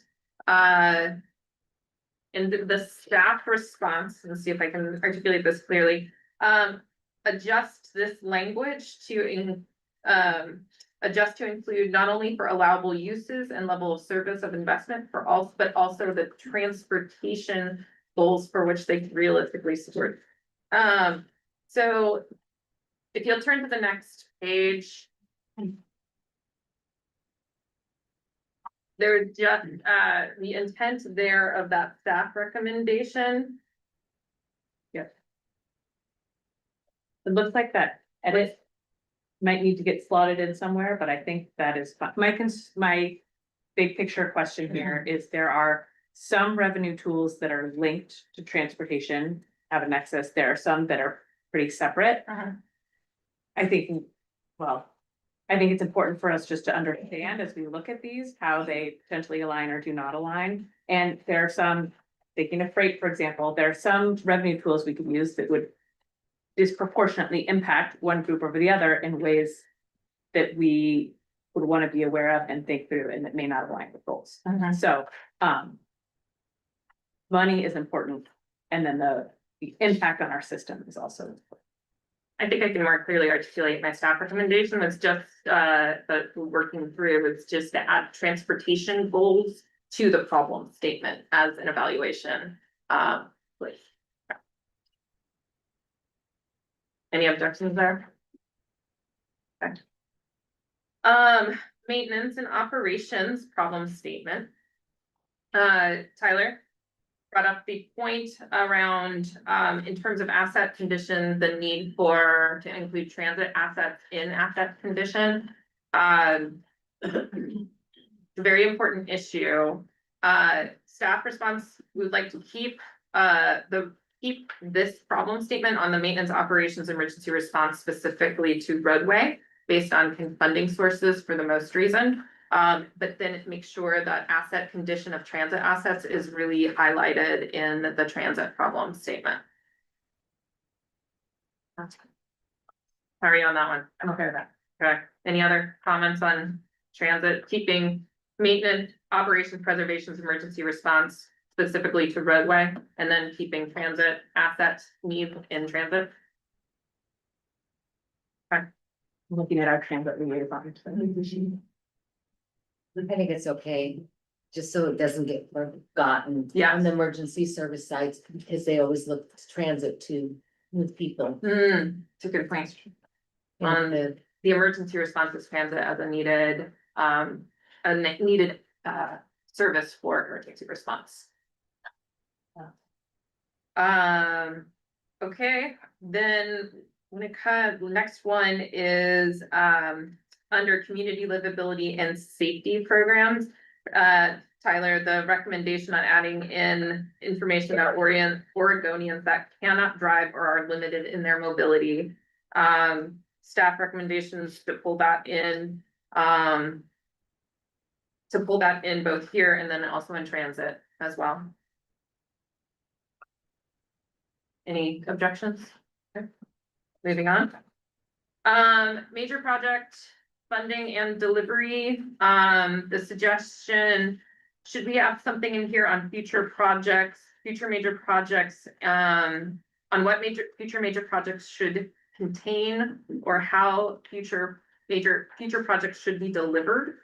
Tyler, do you wanna hit on the one just to give it from your perspective? Well, and I look to our chair of the major projects group if he has feedback on this too. The way that I read this, when I read through it, it felt like it was reflected towards the past, thinking about the major, that this group's charge was to just look at major projects that have already been funded, that maybe have not been built. And I think that our intention is also to look forward and think about how do we develop better processes and better prioritization, ways to prioritize and ways to ensure better outcomes on major projects so that we don't end up in this situation again in 10 years. So I was hoping to change that language so that it is less about, so it is not just focused on, frankly, the unfinished projects from HB 2017. But that it is that and also looking forward. How do we identify major projects in the future? How do we make sure that our cost estimates are better? How do we get them done better? I don't know if there's a county or local component in that we want to make sure is included. This feels pretty ODOT focused to me in a way that actually might be okay, but I am. Well, I think the difference there, Tyler, is I think that the counties and cities, not speaking for all of them by any means, but their focus right now is preservation, maintenance, and bridges. Yeah. How much do we want to talk about the beyond Tyler? Or Tyler and whatever. We have a definition of what a major project is. Yeah. Yeah. I don't Same question. Cemetery bridge would be major for us. Yeah. Travis, isn't there a dollar amount that we've assigned? Isn't it like 250 million? I'm trying to remember. So, There was. yeah, we've heard two different, we've heard two different numbers. 100 million has been used and also 250 million has been used. So, you're looking right now at using the $100 million mark, but the vast majority of projects that exist on the books right now and are underfunded are above 250 million. Okay, the legitimacy of the question, I get. Do you want to change something in here? Or do you want to make sure the committee addresses that somehow, the subgroup addresses it? I like the staff edits. I want to make sure that the group chair has a chance to reflect. And I think I also just wanted to have some clarity as a group. Are people expecting the outcome of this subcommittee to be retrospective or also looking forward? And I would just add, I was curious, was this just ODOT, or was this meant to be also any other major projects? So that should just be clarified in there. And does it mean only road, or does it mean like a bus rapid transit system? So I don't really care, I just think it needs to be clearly defined. I would be Dan, I would also defer to you. I'd be a little uncomfortable with us telling counties how to manage their processes, for example. Well, we already do. That's true, fair enough. Yeah, but like more than. But, if you've seen one county, you've seen one county. That's the. And so I think that the major goal, and I'm not speaking for the counties, I'm speaking for Umatilla County right now. I think the major goal is to make sure that the flexibility remains with the 50-30-20. That those decisions, because they're local decisions, stay as somewhat local decisions in partnership. Going back to the education part, co-chair is, I don't think most people understand that we pave an intersection for ODOT, we crush rock for ODOT. ODOT will stripe a road when we don't have paint. That's the part that I don't think people understand, that this group really should tackle. I think that part, but as far as project goes, I think you guys or whoever that subgroup is gonna get into the bridge program. And all those programs that are part of that workflow between the state, the local, and the local jurisdiction. So, for us to interrupt that, I think would be a major task. We would have, it would be a lot greater than this to interrupt that kind of flow of projects, in my opinion. Janet's got some comments in. Well, I think there needs to be a little clarity. Tyler made the statement that, are we talking about the projects that we committed to in the past and have not completed? I think the other thing we need to recognize in that sentence is that we identified projects that we did not fund them, and that's a key difference. So we need to acknowledge that in this conversation. I think there's value in looking ahead and trying to identify what are those projects that should come up through the continuous, or the CIP, the planning process. And have those on the list, so particularly for the legislature, when they start talking about it, they know what those are and they're out of reach. That's part of the issue is you get projects that come up that people say, yeah, we gotta do that, or we don't know how we're going to do that. I can not interrupt, I apologize, but I think you just hit the nail on the head, because ODOT has a new CIP that you guys, that OTC has established. What a perfect opportunity that you have now as OTC to look at a new program, new flow chart, new graphs, new project list, that has been bought in to some degree by all the acts. So I think you're exactly right. I want to ask a clarifying question. And again, I'm backing up, showing how long I've been gone from the legislature, but we always talked about the STIP, not the CIP. So is it a replacement? New. No, the change that we made are in the process of trying to make. It's a STIP is a federal document, to put it on there so you can use the money. What we're trying to do, and what we've learned most states do, is they have a planning process that goes ahead of that, and you define the project and work it out to the point where you have a better idea what the cost is before you put it on the STIP. The STIP then it becomes an annual adopted process. This became this is a recommendation that came from some studies that were done last year. What we discovered with the STIP is that we would put these projects on there, and it would be years before we ever got them. And the public was fixated on the number that was there and said, you said you could do this for this. Yeah, we said that 10 years ago, but we didn't know we were gonna have 80% inflation. So for a And we project, didn't know what the project was. And We we hadn't didn't have done the any work. project scope either. No, In many cases. 2% design. And how much got legislative approved and not, and Right. the lobbying that goes on behind. Exactly. so for a project to get on the SIP, the CIP, what's the timeline for it? They're just putting that. 5 together and now. 10, wasn't it? Yeah. It's 5 and 10. So we will, I think we're planning on coming and talking more about the capital investment plan, at some point here, but it is a 10-year rolling look at investments. So the first one we're developing is, likely investments from 2027 through 2037. So I'm gonna say this, and again, this is a personal thing, but again, I learned some of this in the legislative process, and we have these conversations. Now I'm gonna jump to my private sector role, and whether it's me as a developer or anybody else as a developer, you just hate it when you go to have a conversation with ODOT and they pull out the STIP and say, well, we can't do this because this project is in the STIP, and you look at it and go, that project's been in the STIP for 25 years and you've never done it.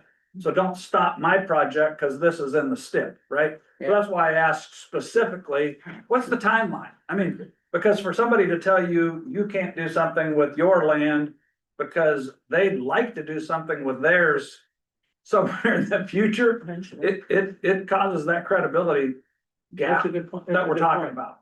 So it'd be nice to say, if you put it in here, it's gonna happen within X amount of years, and quit having somebody answer, you can't do something because it's in the STIP. We have no idea if it ever happens. That's a good point.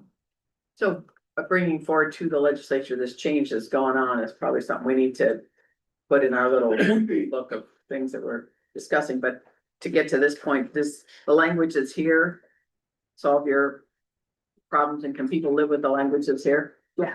Okay, great. All right, Susan. No problem. And under the transit and passenger rail, the edits there just include some of the ones I talked about earlier in terms of air quality and making sure that we are clear about part of the problem. 1 in 4 Oregonians cannot drive because of age, disability, income, or other barriers. And then Tyler, you had the recommendation in terms of, as costs rise, almost all transit providers across the state have been making cuts. So that's just one I want to just double fact check. And if you've already got that fact checked, or Julie? Pretty close. Pretty close. Okay, we'll just fact check that one. And then moving on to freight mobility, Tyler, you asked the question that, or you noted that it reads too focused on the interstate network, where, so staff recommendation is to add in a little bit more clarity on the problem statement. So adding in Oregon's freight network includes highway, rail, intermodal connections that move goods across the state and to national and global markets. So creating a little bit clarity in there. And you want to change the 2 bottleneck to 3. Okay. Great, thank you for that. Yeah. And those were the edits. Any additional comments? Just a grammatical thing, it reads in under the transit and rail, because we need to change making to made. Okay. Sorry about that. Oh, thanks. Okay. 11:50, Grace. All right, excellent work. On budget. Just to give the working group a sense of what's coming up, our next meeting is July 7th. And at that time, we expect to hear from legislators what they need out of the process. It's a chance to dialogue. It's a chance to listen. I think we should let them tell us what they're thinking. And as much as we can, ask clarifying questions from them, not try and tell them about us. Just my sense. And then we're gonna hear from people that are advancing the projects, that are advocates for major projects. We've heard from some of the highway folks, the transit and other modes, and so we're gonna be hearing from folks advancing what I'll call the bigger projects, and then hear from the liaisons on this committee that are working with the subgroup leads to see what's needed, where we are, stumbling blocks, a report out, how it's going, that kind of thing.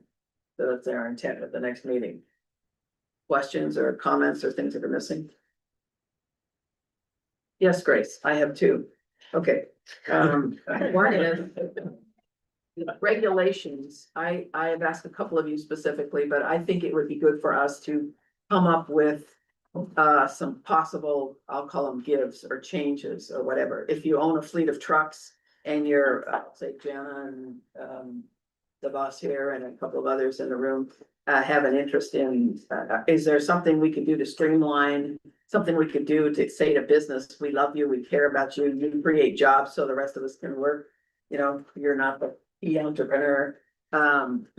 So what kind of regulations could we change? What could we do to make life better for businesses? Okay, we're gonna try and make life better for Oregonians, but it's not just businesses. If you're the user of the system and you go in to register your car, is there some streamlining that could be done at DMV? Is there some streamlining that could be done in motor carrier?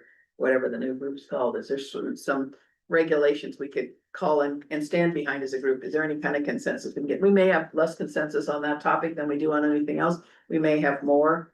But if you think about the groups we have to go back to, it'd be nice to represent some of the issues that have been brought to our attention. There is a group, Tyler, to that point, go ahead. Oh, sorry, I was gonna say, can or does that include procurement processes? Sure, I think The third rail of government? I think anything we could do to stand behind, making it easier for Oregonians to participate in the benefits of the system, is good. SEIU sitting right here, so they, I don't know, do you represent DMV and Yes. motor carrier? Okay, good. So everyone's kind of here to see what we might do to streamline things, okay? I think it would show that we're listening to what people have to say and not just saying we need more money. Well, let's stand behind some changes, okay? If we can reach consensus. Let's see, I'm just kidding.